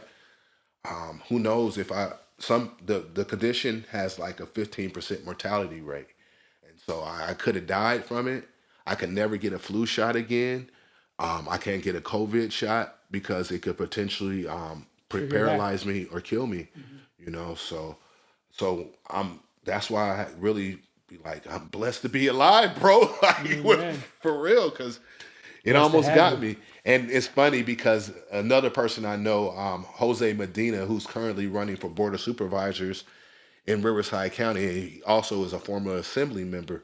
He survived the condition as well, so we kind of have a special bond in that regard when we Mm-hmm. see one another, because this affects almost like one out of every 200,000 people are, so it's very rare, Mm-hmm. so, but yeah, so with that being said, that's kind of part of why I have a very positive outlook, and very express gratitude and thankfulness, because I really am blessed to be alive, no lie. True. Yeah, you don't really have that much appreciation for getting up and going to the bathroom until you can't. Yeah, It's kind of crazy. yeah, Yeah. it really is. It's the simple things we take for granted, Mm-hmm. and that's why it's so important to focus and appreciate the simple things. Because life could get very complicated. But if you appreciate just the sun, glancing, looking up and the breeze hitting your skin, and being able to, look at a rose and sniff it and smell it, know what it smells like, to hold, to pick up something, to pick up my book, Hello. it's a blessing, man. So this piece that I'm getting ready to share, just a little background on this piece. There's a project happening with the California Poet Laureate. I forget brother's name, and then the state California Arts Council. They have a project called Our California, where they're highlighting poets from out of the 58 counties that make up the state of California. Okay. And I was blessed to be one of the poets selected to represent San Bernardino County. Beautiful. So it's definitely a blessing in that regard. And so this is the piece that I'll share right here. I do love you. I do desire you. I do long for you. I truly do. Yet I cannot fight you for your love. I have to fight with each given day, not only for my humanity and life, for my very existence, fighting to be a man, fighting for my manhood to be recognized and respected, fighting for space, just to dwell within, just to breathe within, just to be, fighting for my voice, not even to be heard, just simply to express myself as myself, just to be me, fighting systems constructed for my destruction, the authoring of my demise, fighting the rules of law formed for my falling, fighting for food that nourishes me, not priming me for cancer, fighting for air pure and crisp, fresh, yet warehouses built around me as they warehouse me, fighting to move freely and unrestricted, yet I am chained and bounded. I fight these shackles. I fight these imposed limitations. I fight these short-sighted views upon my very life, upon my potential, upon my very destiny. I fight, I battle, I crusade, not for bloodlust, for my bloodline, not for conquest, for my surrender, not for spoils, for my necessities. I fight, such as my father, such as his father, such as the father of all fathers, and I will continue to fight. For this is what has been destined. This is where I have been placed. This is the why, and this is the win. Victory. Victorious such as my predecessors. Victorious such as my ancestry. Victorious such as my lineage and legacy. Victorious such as my nature, such as my calling, such as my destiny. Until glory calls. Yet again, I cannot fight you for your love. I am heavy burdened. I am restless and weary. I am gravely wounded. I have fought to make it here. I was guided here. An inaudible voice, maybe of my soul or souls beyond the veil, leading me, beckoning me to crawl or stumble towards the fold. This dimension, this realm between life and death, whispering through me to call upon the angels. It says that there is healing within their touch, that there is mending within their love, with the ability to renew and create anew. Delusional I may be, I have lost so much blood. I see that my time has come upon nearing horizons. I wish I could be as free as these tears welling forth from my eyes. Yet I am only a man. My time set within limits. A sun rises and a sun sets. I am here in limbo, resting upon my back, witnessing the opening of the sky. I fear, mustering the last of my consciousness and waning strength. I pour forth from the spirited soul of a dying temple. I scream to the angels. Am I not worthy of your grace? Have I not honored your will? Each test, task, and errand assigned, have I not vanquished? Have I not succeeded? Have I not overcome? I cannot fight you for your love. I am only a man. I cannot ascend to the heavens. A wise and cunning design indeed. This separation between you and I. Much destruction lays within the wake of man once treasures are gained and within hand. Surely this is of your knowing. As we both know the nature of man, if we were able to rise into the heavens, ravaging chaos would surely ensue. That is not the love that I am seeking. That would be forcefully taking. No healing can be found within that. I cannot fight you for your love, for your mending touch, for your loving embrace which heals the brokenness of man. You must descend from the heavens and fall upon the earth. I cannot fight you for your love. You must bless me. And this is the last yearning prayers of a dying temple, faithful steward, clothed in men. Am I worthy? Ipyani Lockert. Motivational Realizations, the energy of positive thought. And then after the piece, there's usually I kind of speak to the end user, to the reader, but I never share that part. That's kind of like a conversation between me and the readers that you'll find at the end of all my poetry pieces. So. Ooh. And you go to my website, motivationalrealizations.com. Beautiful, beautiful piece. I like, what was it? One of the things I got like warehouses warehousing me, something along those lines. Yeah, like they wanting clean air, but they build warehouses around me as they warehouse me, incarcerate me. Yeah, it's heavy. I love that. There goes that thought again. What was the title of the piece? Am I worthy? Worthy. Awesome. I love that. And speaking about performing arts and stuff like that, you co-host a radio show with Robert Porter, as we know. Yes. Called I Love San Bernardino County. We spoke with Robert, and he told us his version of his story about how you guys met and put it together. What's your version of how you joined the Definitely. Well, how me and Robert first met is that it's very interesting, right? It's over 10 plus, probably closer to 12 years ago.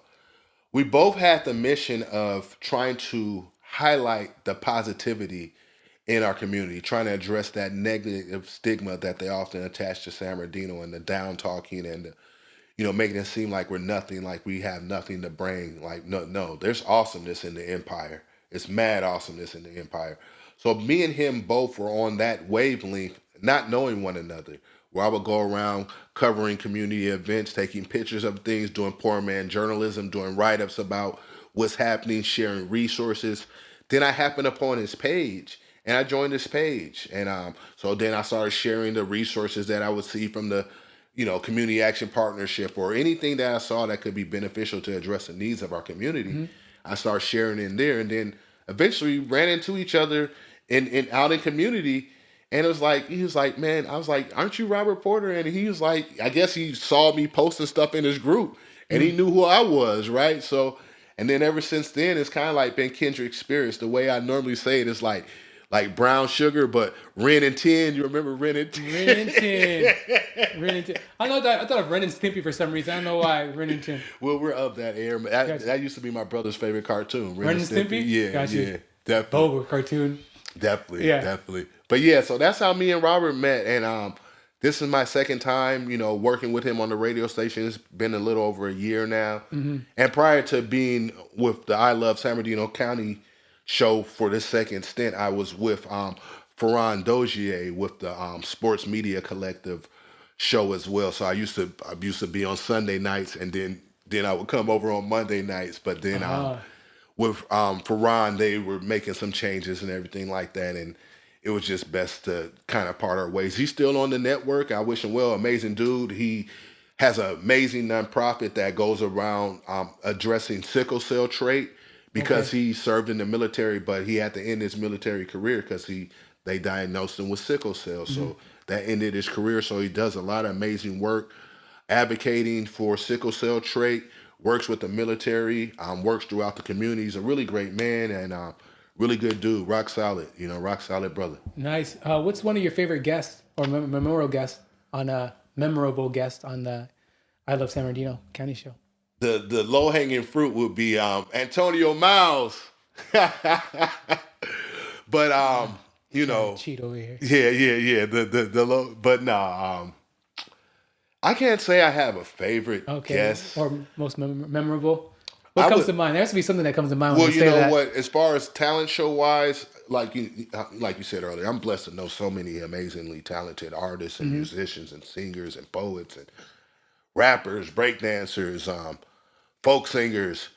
But I really enjoyed this year when we had Murtry Garrett on. She is a phenomenal singer, composer, writer, musician, plays 4 different instruments. Okay. Self-taught on all the instruments and masters them, speaks multiple languages. She's just a phenomenal talent, and I'm whatever I can do to help the world hear her voice and hear her creative love and gift. I'm willing to help, and that's the same way I feel about most of the people I'll reach out to and bring on the show, because I had And I'll say it like this. Just because something doesn't vibe with me doesn't mean that I don't see value in it, right? Mm-hmm. Because I go to a lot of open mics and little performances and things like that. And if the crowd is rocking to that song and they love it, and it might not be resonating with me, it might Mm-hmm. be like, it might be WAP, right? I like WAP, but the song itself, I'm not a big fan of Got the you. song, but Yeah. love the WAP, Got you. right? I But like it physically, but yeah, in yeah, my yeah, ears, yeah, it's yeah, yeah, poison.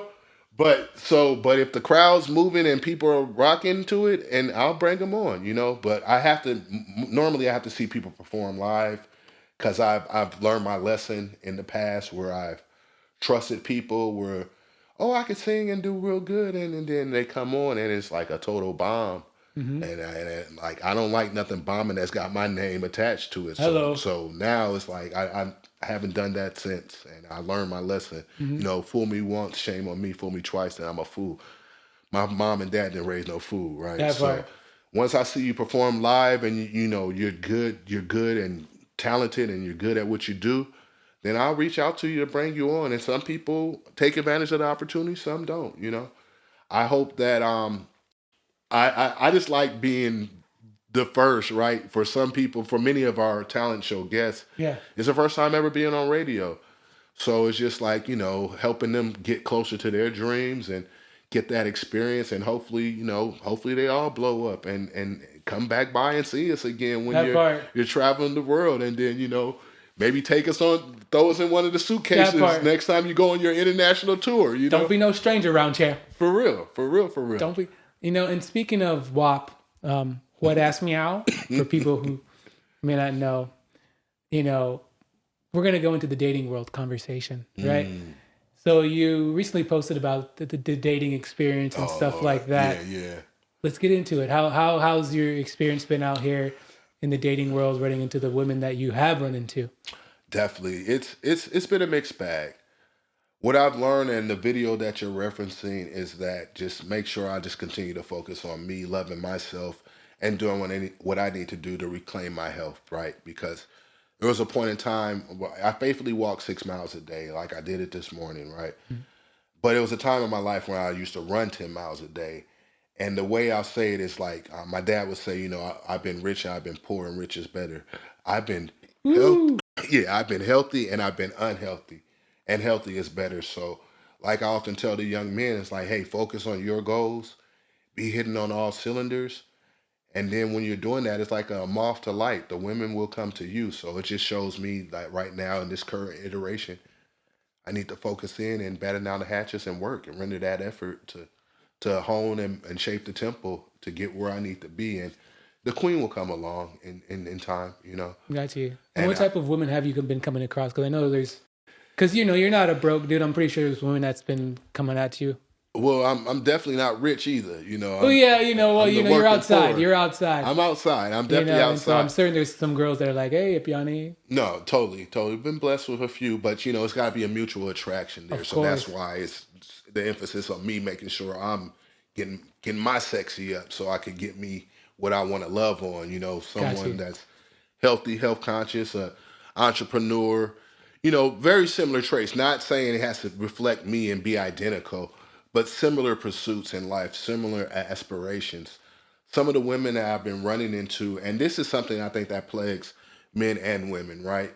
Is we're still healing from stuff. Some people have yet to heal, and some are looking for Captain Save a Hole, Here we right? go. Where they want you to come over and spend the bag and all that. That's Yeah, not the way I've been raised. Both my parents worked.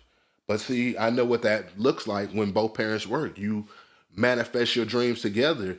You get to own a home. You get to travel the world, right? If you're looking for someone to pay for everything, the power dynamics are going to be off there, right? Where you almost have to become subservient to whatever their will is if they're paying for everything. That's not always the case, but I feel like a lot of men and women, I would imagine, because I know that there's people out there looking for that sugar mama, just like them young lady, the PYTs is looking for the sugar daddy, right? hmm So I think it's a lot of people wanting someone to come in and save them, basically save them from their scenario, save them from poverty, save them. But that ultimately will not benefit you. What benefits each one of us is addressing the needs that we must address within ourselves to become the best iteration of ourselves that we can be, to address the needs that we have. I feel like when you have the courage and strength to be honest with yourself about what your shortcomings are and where you need to improve and focus on bettering those things, you'll start attracting like-minded, partners in that regard, that desire the same thing that you want, or they'll be in the same spaces because you guys have some of the similar passions. So with that being said, I've been running into a lot of women that have some healing to do, Okay. and some, and we're all guilty of this, but we can't take the emotional baggage from previous relationships into a new And dump relationship them on the new person. and dump them on a new purpose. And the expectations are really, no man's going to marry you tomorrow. You have to take time to cultivate a friendship and relationship. I feel like ladies you see this more so with the older ones. Oh Where yeah, because they're what running are out of your time. intentions? Yeah, Running that out of that that time. that baby clock is going off in their head. But it's like that could put pressure on people. That could put undue amounts of pressure on people, right? Like, I just really want to get to know you and see if we can even be friends first before we even think about that, right? Mm-hmm. So I think that men and women have to be more patient with one another, as well as with each new experience and new relationship. It's new, and don't bring in past gripes into the new relationship to dump on. You're mad at the old ex and you're taking it out on the new guy. You shouldn't even be in a relationship then, because you should be healed and you should be at a point where you want to move forward with someone new and leave the past in the past, and Yeah. and focus on the collective future that you guys can create. When it comes down to relationships, I think it's there it is. Especially marriage. I think marriage is the biggest business contract you'll ever make in your life, especially for men. And so I think it's very important for things to be laid on the table immediately. Like, this is what I want, this is what I'm looking for, and it's the biggest contract. So both people have to be on that page and it stick to that agreement. I also think that, so for example, you mentioned earlier, like the girl that you fell in love with, you wanted to be with her, but she wanted a friendship first. Yeah. I think that what sucks is that you already knew what you wanted, but you had to stop and agree to what she wanted. And I think that's detrimental because I think for men, if she was physically already attracted to you, then she would have said a yes already, right? And I think the whole friendship thing, I think it's cool, but if you're already attracted, the reason why it's called dating, it's called courting, is because we have an intention already to Yeah. be with you, Totally. right? Yes. And we figure out through the process of courting, do I want to take it to the next step, the next step, the next step, right? But I don't want to be here talking about snuffleupagus and then maybe be qualified to court with you. That's beneficial to the woman. That's not beneficial to the man in any form, shape, or form, right? And also to agree with your point, and this is just my opinion about, I live rich, I live poor. I also do think that your circle does reflect the circle of women that you can get to, No, right? totally. So when your money goes up and what you look like, we'll just say money because status kind of trumps everything. Yeah. So when your To a status certain comes extent. up, then the type of women that you have access to might be on a page of understanding because now they've seen other men of the same status of like, you know what? I don't want to mess up this opportunity because these guys are rare and hard to get by. They realize, as opposed to like, a woman out here who makes less than you will think that she's better than you, right? Well, I see it as a two-way street, right? Because there's women out here that are, let's say it like this, as far as women in this country, United States, the African American woman is the most highly educated woman in far as college education and everything like that per the size of the population or Yep. whatever, right? So there's many of women out here that are making great money. There's many out here that are college educated. Hit him with the butt, though. Hit him with the butt. Hit him with the They're butt. hitting. They're highly educated, and they're looking to be evenly yoked, right? And sometimes the pool of candidates, especially when we talk about like college educated, African, just because you go to college doesn't mean wisdom is found in many of different ways. And to be wise and knowledgeable and be learned, you don't have to go to college for that. You could pick up a book and learn everything that's taught there. Got you. Ipyani, I got to jump in, man. So just because I already know, I kind of know where you're going, and I'm sorry, I don't want to interrupt, because people have heard this statement, right? They've heard this whole thing about black women being the most educated, but simultaneously, black women are the most single, the most divorced, and least married. All of these at the same time, right? Which is a crazy statistic. On top of that, another argument that I've heard is that it's been commonly done where a man who's financially better will take care of a woman who's not doing financially as well. Well, will help support her. Maybe he's making 80, she's making 20. A man will kindly do that. And we're talking about women, and not just black women alone, but women in general who are making 100K will not take care of a man making 30K. And if she does, it'd be very, very short amount of time. Right? I have a little pushback on that Go for because it. ultimately we're men. So we don't know what their lived experience or their logic model or how they perceive it and see it. We are making observations that we see, but I know that many of women will, if they find a man that's of substance and that they love and they see potential and that usually has a dream or something that's reaching for something, there's many women that still will take time to invest in a man to build him up Short and amount of want to time. create that partnership where they know that, hey, kind of like the same framing that I have. It's like when we come together, we should be the dream team. Like we both can do awesome things by ourselves. Like we are doing awesome things alone in the world. We're still doing awesome things, but together we should be able to be the dream team, do things way beyond the scope we even could imagine for ourselves as a team, as a unit. So that's what I've seen throughout my life with my family, with marriages of 40 plus years, 50 some to 60 years.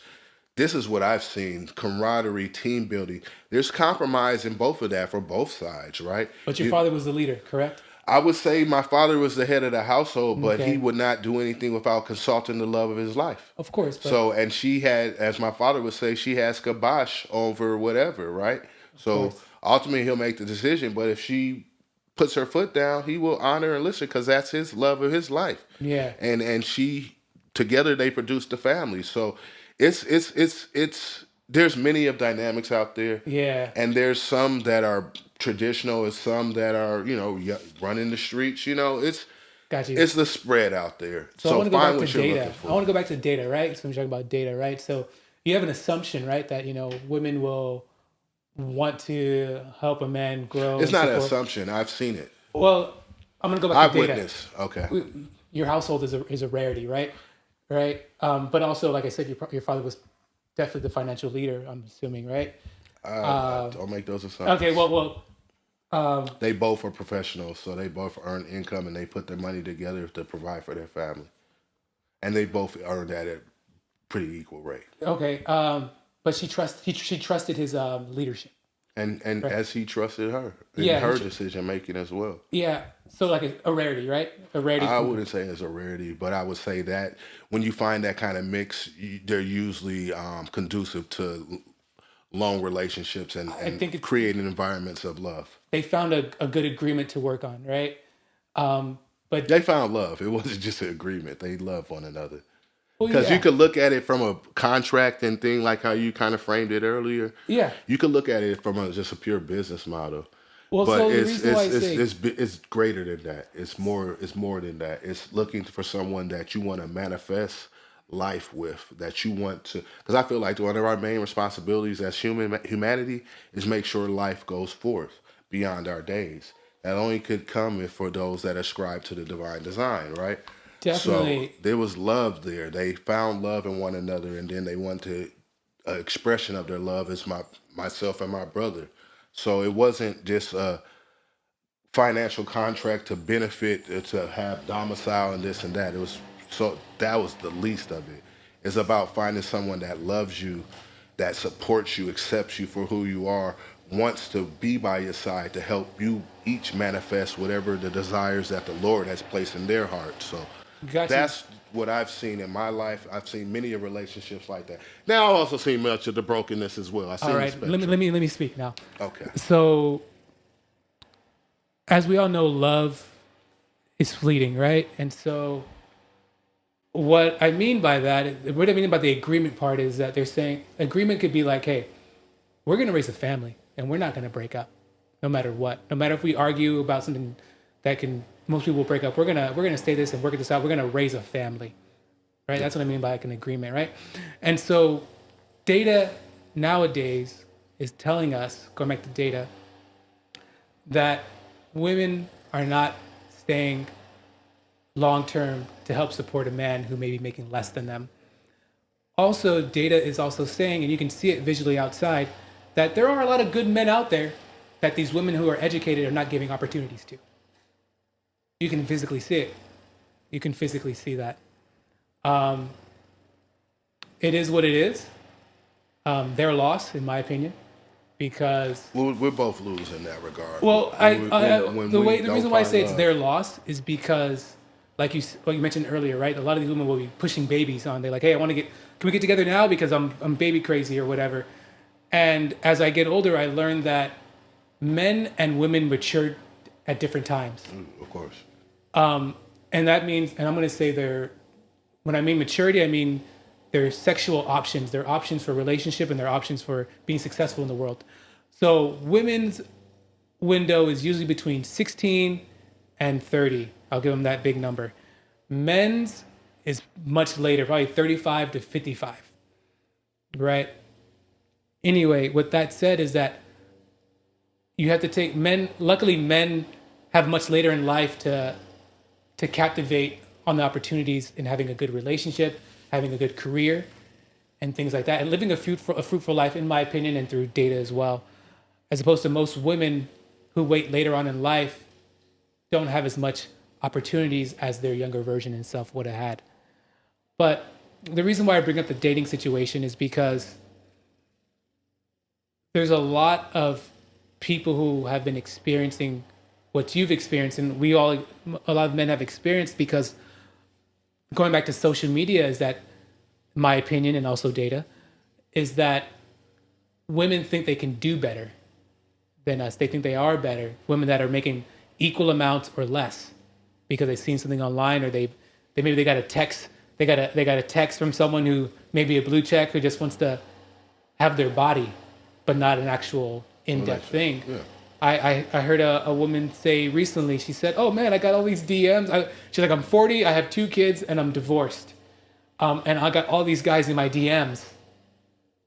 But do they want you? Do they want you for just your body in that moment, or do they actually want something bigger?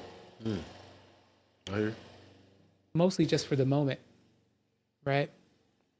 Anyway, I'll let you have the last word on this topic, and we can move on. We don't have to talk anymore about it. I just wanted to address relationship thing because I know we talked about it before, and I'm learning going back to mindset. Mindset's a really big important thing, especially when it comes to women, because I feel like they're the ones who are being attacked the most in this mindset of boss babe, I can do bad by myself, as opposed to the importance of, hey, finding a good man and raising a family, and the importance of that. That has been, especially for Americans, that's just been thrown out the way. Like, why do I want a man? I can make money on my own. Why do I want a family? I can adopt it. Like, it's kind of hurtful. It's kind of sad.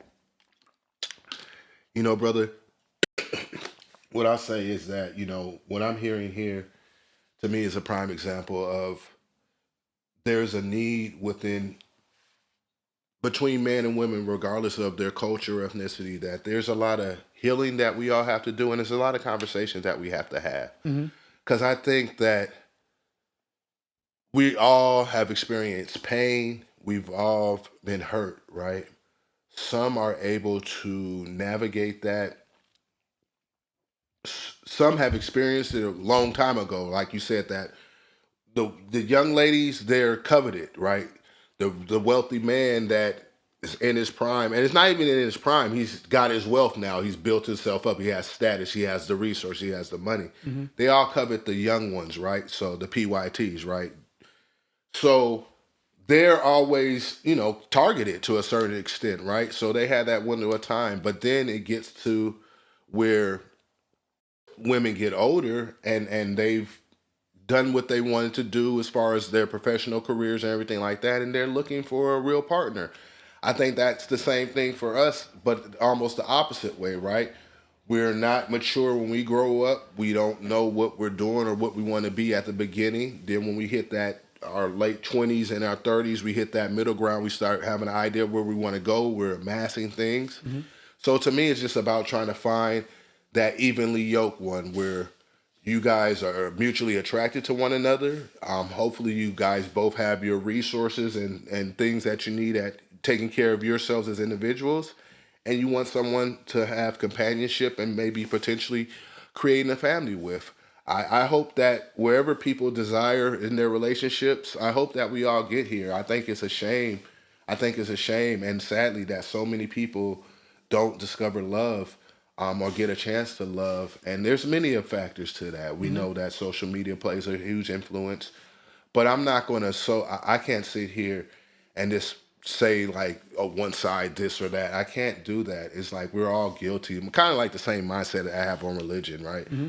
Like we're all guilty, and it's going to take us having conversations, with one another and gaining understanding and learning how to communicate with each other and just learning one another, but knowing that we're all worthy of love, and I hope that everyone finds it.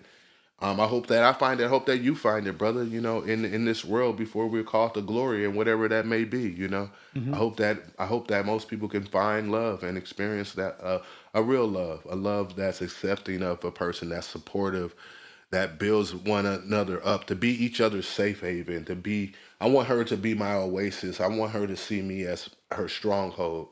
And that's my wishes for all of humanity. However they define their relationship, however they define Yeah. it. I Them wish day. them happiness. I wish them happiness because like I am not the judge. I'm just blessed to be alive today. That part. Searching for a real love. For real though. Someone to take my heart. Real love. Definitely. Last question that I want to do relate to this topic, Okay. and it's very simple, and maybe it might be your video for your dating video.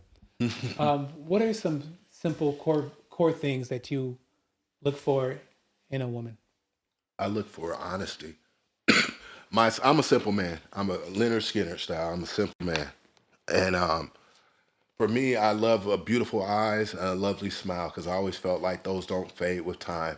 The body will change and dysmorph over Hmm. time, right? The pieces Hello. start falling for men and women, Yeah. right? For men and women. So to me, a woman that's trustworthy, honest, right?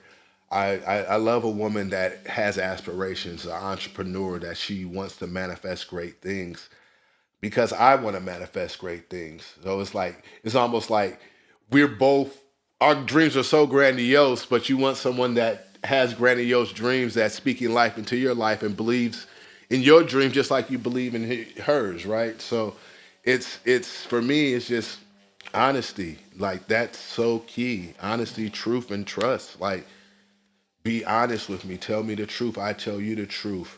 If we could land there, we could navigate pretty much many of life's happening. But if I'm deceptive or if I'm deceiving her, or she's deceiving me. If the trust is gone, the trust is the foundation that the house is built on. So to me, trustworthiness, aspirations, and then health conscious, right? Because I have to be more health conscious. I'm in the process of reclaiming my health, and you want to be able to sling that thing till glory calls. You know what I'm saying? Hello. And He's that's talking for about the both Mandingo. sides. To for real, right? To be able to enjoy each other during the duration of our lives, and that hinges upon how we take care of our health today. Yeah. It just hedges the bet. We're all leaving, right? But when we hedge the bet, it just kind of betters the quality of life that we are able to live while we're living. Facts. Yeah, I love the honesty thing because it's basically related to communication, and being able to communicate is everything for sure. For sure. I think you kind of mentioned it earlier, and we're going to get out of here pretty soon. Thank you again for allowing us into your home and speaking with us and being open with us. Thank you so much for all that. Thank you, brother. I appreciate you, sir. Yeah, I have to ask this. Hopefully, I can get through all the rest of these. Um, what are one of the biggest things that you would like to do or accomplish in life? For me, the dream is to I'll add, from a childhood dream perspective, right? My dream used to be to go around the world riding all the roller coasters because I love roller coasters, right? Wow. Okay. So now in my older years, it's like I want to ride every safe roller coaster, Okay. right? You Got you. know? Bumper But cars only. yeah, well, just safe roller coasters that are well made, and they don't have any histories of deaths in the Okay. recent, 5 years or so, right? Mm-hmm. So that's one aspect, but really the dream is to just to be able to travel the world, to dance in all the cultures, to taste all the food, to Mm-hmm. to listen to all the music, to land, to walk upon and see all the wonders of the world. But to do that while doing motivational speaking and writing my poetry, being creative expressions. That's the dream for me. That's my dream. Just to ultimately try to inspire humanity. I pray that some of my works will live beyond my days, and I'm in the process of trying to build a legacy for these glimmers in my eyes, for my Yeah. children. Like, who knows? It's really in the Lord's hand. I don't know what the future holds. I desire a family, but I'm working now to provide for them. If I have them, I want to give them what was given to me. I was blessed, and I don't want to give them anything lesser than what I was blessed with. So that's why I'm working to grow stronger, be a better provider. But yeah, the dream is to be able to enjoy life, to really immerse myself in life and not just working to make money, but doing what I love, and those gifts and those talents allowing me to the privilege to be able to travel the world to inspire humanity, man. That's the Yes. dream right there. Just to inspire humanity, to let them know I lived. I was here. I didn't exist. I lived. I was here. I was I here. was here. I was here. I'm That still part. here when I'm going. Yeah, and that's the best part about writing is that it's Yes, there. It's there. totally. It's there. Ipyani, what's something that most people, maybe even close people, don't know about you? You know what? I most people. I grew up playing sports and everything like that, so I could have played 4 years of varsity tennis. I played 3 years of varsity tennis. I also played football, basketball. The tennis coach was a cross country coach, right?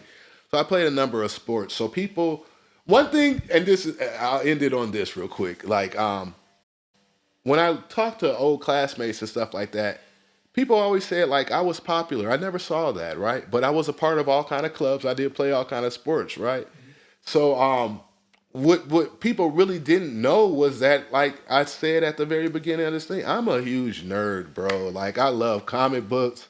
Ninja Scrolls is still one of my favorite animes. Mm-hmm. I love science fiction, but see, all that's connected to creativity and imagination, Okay. and that's why I love it. Like, I have a love for creativity. Like I said earlier, I believe it's the second greatest gift that we've been given, only second to the breath of life itself. So that's most people know I love creativity, but most people don't know that I'm a super nerd. Like, Jason has a super awesome toy collection, You right? saw it? You Yeah, saw yeah. it? I've been over there a few times, Yeah. So Nostalgia kills. Shout out to you yeah, guys. man, bro, I can't wait to get my little action figure made, right? And so once I just continue to work and get in a better financial position, like, I'm gonna nerd out, bro. Like, all my, chasing the childhood, Got you. getting all the Transformers, Voltrons, and all. I'm just a huge nerd, and Yeah. I'm looking for my gamer girl that's Comic into Con, the here it comes. cosplay. You Yep. know what I mean? Hmm. Like that's what I'm looking for. My little nerdette. Got you. We're gonna have to link you up with Josh and Nerds and Hip Hop. There we go. There we go. Yeah. Matter of fact, I think they're going to be there at the The event Chubsies. at Chubsy's on the 19th. Yep. Come to Chubsy's, the best smash burgers in the Inland Empire. For real, for real. Check them out. Yeah. Maybe SoCal. Hey now, in the world, in the galaxy, There we Thanos go. style. Boom. Snap. Snap. My leg snapped. Yanni. Yeah. I'm gonna press a little bit more. What about beyond comics? What's a little something else that some people might not know about you? Well, in all complete honesty, being transparent, I have my struggles. Like I Mm, struggle with alcoholism, right? mhm. I have real world struggles, So I had a time in earlier when I had 406 days of sobriety. I at a point where I know I'm in control and everything like that, but I have these real world human struggles. So most people don't know that, Most people um, see me in a very positive light, which is a blessing. That is a blessing. I am not, but also, like I said, some of the poetry that I'm gonna be working on in the near future is being more transparent about my struggles, like the heartbreak, the depression, Mhm. struggling with vices. You know what I mean? We all have these struggles, but Mhm. they don't have to define who we are and what we can do in life. We can break free of anything because it's about claiming dominion over yourself, basically. Because we don't live in Disney. Like the cigarettes don't jump into your mouth and Mhm. light themselves. The beer doesn't jump in your hand and drink. You know what I mean? Yeah, yeah. You're picking these things up. So it's about taking control and dominion over thyself at the end of the day. I love that. I love that. And it's like you said earlier, you're a whole person. Like Yeah. no one that walks this planet is perfect, right? No. But I believe I have this thing that I say that you can't spell testimony without test, Word up. right? So you got to be tested, and it makes us stronger, right? Going back to Totally. the thing earlier, we said that something that may seem bad, quote unquote, is actually preparing you for the better future that's going to be for you, right? Yeah. That you That's can what be I if you, believe. yeah, if you look at it in the right Yeah. lens, Right. right? In the right The lens. lenses of love. Um, Yanni, what are some of the current projects you're working on? Ooh, all right. As far as community organizing wise, we have a film screening that's going to be happening November 2nd at the Civil Rights Institute of Inland Southern California in downtown Riverside.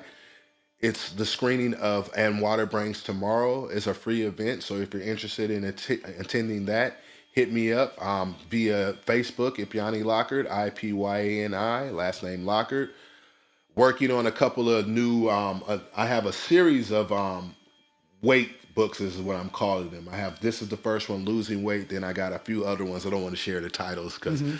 kind of gives away the Yeah, concept. yeah, yeah. And then I have an upcoming third volume of I Gotcha. Am Living Dreams motivational poetry that's coming through. Can we get an exclusive of one of the titles of one of the weights? Can we get an exclusive of I one of the don't I weights? don't want to give it away, man. I don't Okay, because okay, it's so okay. core to Got you. the concepts. Hey, But volume 3 of I Am Living Dreams motivational poetry is coming through, and you'll find the piece that I shared here. Am I worthy? That will be one of the pieces in there, as well as a piece that's going to be dedicated to my father, because beautiful. I still have yet to write a piece to honor him, and it's so hard to do. I don't know if you ever experienced the loss of a parent, Mhm. but those are foundational losses, and it really rocks your world. It really does rock your world. So Mhm. I find, and we'll leave it on this as well. I find that being the firstborn son, Mhm. when my father transitioned, it was go time. No time to waste. I had to fill these gaps. I had to make sure we had what we needed to make sure that the roof was the sheep. That my dad would say, so the ship doesn't sink.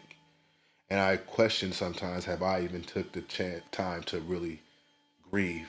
Have I had a chance to grieve? So I hope that the piece that I write for my dad will help me in that aspect to pour out the love that he seated within me and that I have for him. So that's an upcoming project. And then outside of that, I Am Living Dreams motivational poetry. It's going to be some more just raw poetry, like the real, like just the smoking bottles, just all kind of the real, right? Like Mhm. the real, to show people that I'm human just like you and I.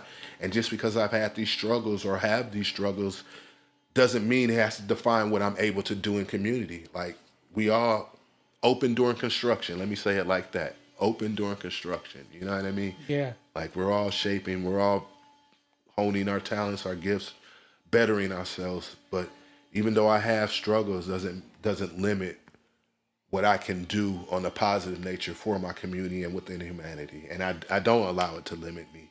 It's just something that I have to navigate and find the courage to reach for the tools that I need for me to be successful and to free myself of things. And I still have internal work that I need to do myself. Where no one's perfect. We're all works in progress. Amen. Amen. Amen. Thank you for sharing, number one. And one thing that I really love about you, Yanni, is that the importance of your family. You mentioned that you haven't grieved your father, but man, I can tell how much love and impact he had in your life because you've quoted him at least 4 or 5 times today. And if you guys don't know, Yanni loves his mom. His mom goes everywhere. She's such a big part. And then he talked about his brother so many times too here. Yeah. So I really love that about you. And I think that family, this is my opinion, the family love that you had and experienced here, you were able to transfer that love outside into the community family, Totally, right? totally. And so I really love that. And I look forward to seeing you find the right woman Amen. or women to build that family. Poly life. Hey, whatever. Gotta go. You got Utah. Hey, So now. whatever you do to continue that on, and I look forward to seeing that and Amen. Thank you, brother. and feasting with you guys. Amen. Yanni, let's say 100 years pass by, 250 years pass by. What would you like your empire to look like? Whether it's poetry, family, community work, being a pastor. What would you like your empire to look like when people look back 250 years from now? I would love for people to look back and be like, Ipyani Lockert lived and did it, and so can I. That's what I want. I want them to realize that we are capable of manifesting great things that can make impact beyond the duration of our lifetime, beyond our season of life. I want people to ascribe to that, and most importantly, I want people to render the efforts to manifest that dream or vision that they've been given. Because I wholeheartedly believe we've all been given one, and not to give up on that dream, and not to give up on yourself, and to love yourself, pour that love that you need upon yourself, speak life into your life, and be a model, an example of what it looks like for love to lead. That's what I want people to do, to lead with love. And when they think of that concept, hey, ascribe it to whatever faith tradition they believe or whatever works you may have read that inspired you. But it doesn't even matter if I remember. I hope that my grandchildren and great-great-grandchildren with Lockert's bloodline, the Lockert bloodline will continue. But it's many of things only the Lord knows. And with that being said, all praise and glory to the Lord, and I'm thankful to be alive today. Amen. And I love that. At least for your empire to be known by leading by love. Amen. And I love that. And again, Yanni, I want to thank you for being on the Empire. Thank you. Can you please tell everybody how they can find you, support you, pick up some of these books, hire you for some motivational stuff? Definitely. And then also I do photography with engaging captures caught. So you can find all these services on my website, motivationalrealizations.com. You could also find the links on my website to buy the books from Amazon. But if you message me, I could sell you the book, an autographed copy at a cheaper rate. Brother Miles knows how Amazon be. They like to take a chunk out there. They taking some. They taking their cut. They taking it, right? So I prefer you to message me via Facebook or Instagram or come to my website, and I could go about getting you an autographed copy of my latest book, Losing Weight, which is about self-actualization, as well as on my poetry series that I have. The 3rd volume should be coming out soon. If you're looking for event coverage, you can also come to my website or hit me up on Facebook or Instagram as well. And I cover events and do capture and videography for affordable rate. So that's how you can reach out to me. And my name is very unique, Ipyani, Ipyani, and it means grace. And I've been blessed with a lot of that. Very facts. And ladies and gentlemen, I'll have all the links for his stuff in the description, so you guys can just go right in there and click on it. And you know what? Go ahead. And grab a copy of The Things That Your Parents Never Taught You on from Brother Miles as well. Great book. I read it. You know what I mean? I love the concepts, and you even had bonus concepts in there as well. I think it was like a total of 13. So I check out Brother Miles's book as well. Very insightful, and there's a lot of things that our parents didn't teach us, that the sooner we learn them, the better we can be. Yeah. My name's Antonio. My last name's Miles. Yeah. So in case you guys might be confused with what's going on. But like I said, I'll thank you for that shout out. The book is 10 Things Your Parents Should Have Taught You But Didn't. That also the link in the description if you guys want to check that out. Very fun book. Thanks for that shout out.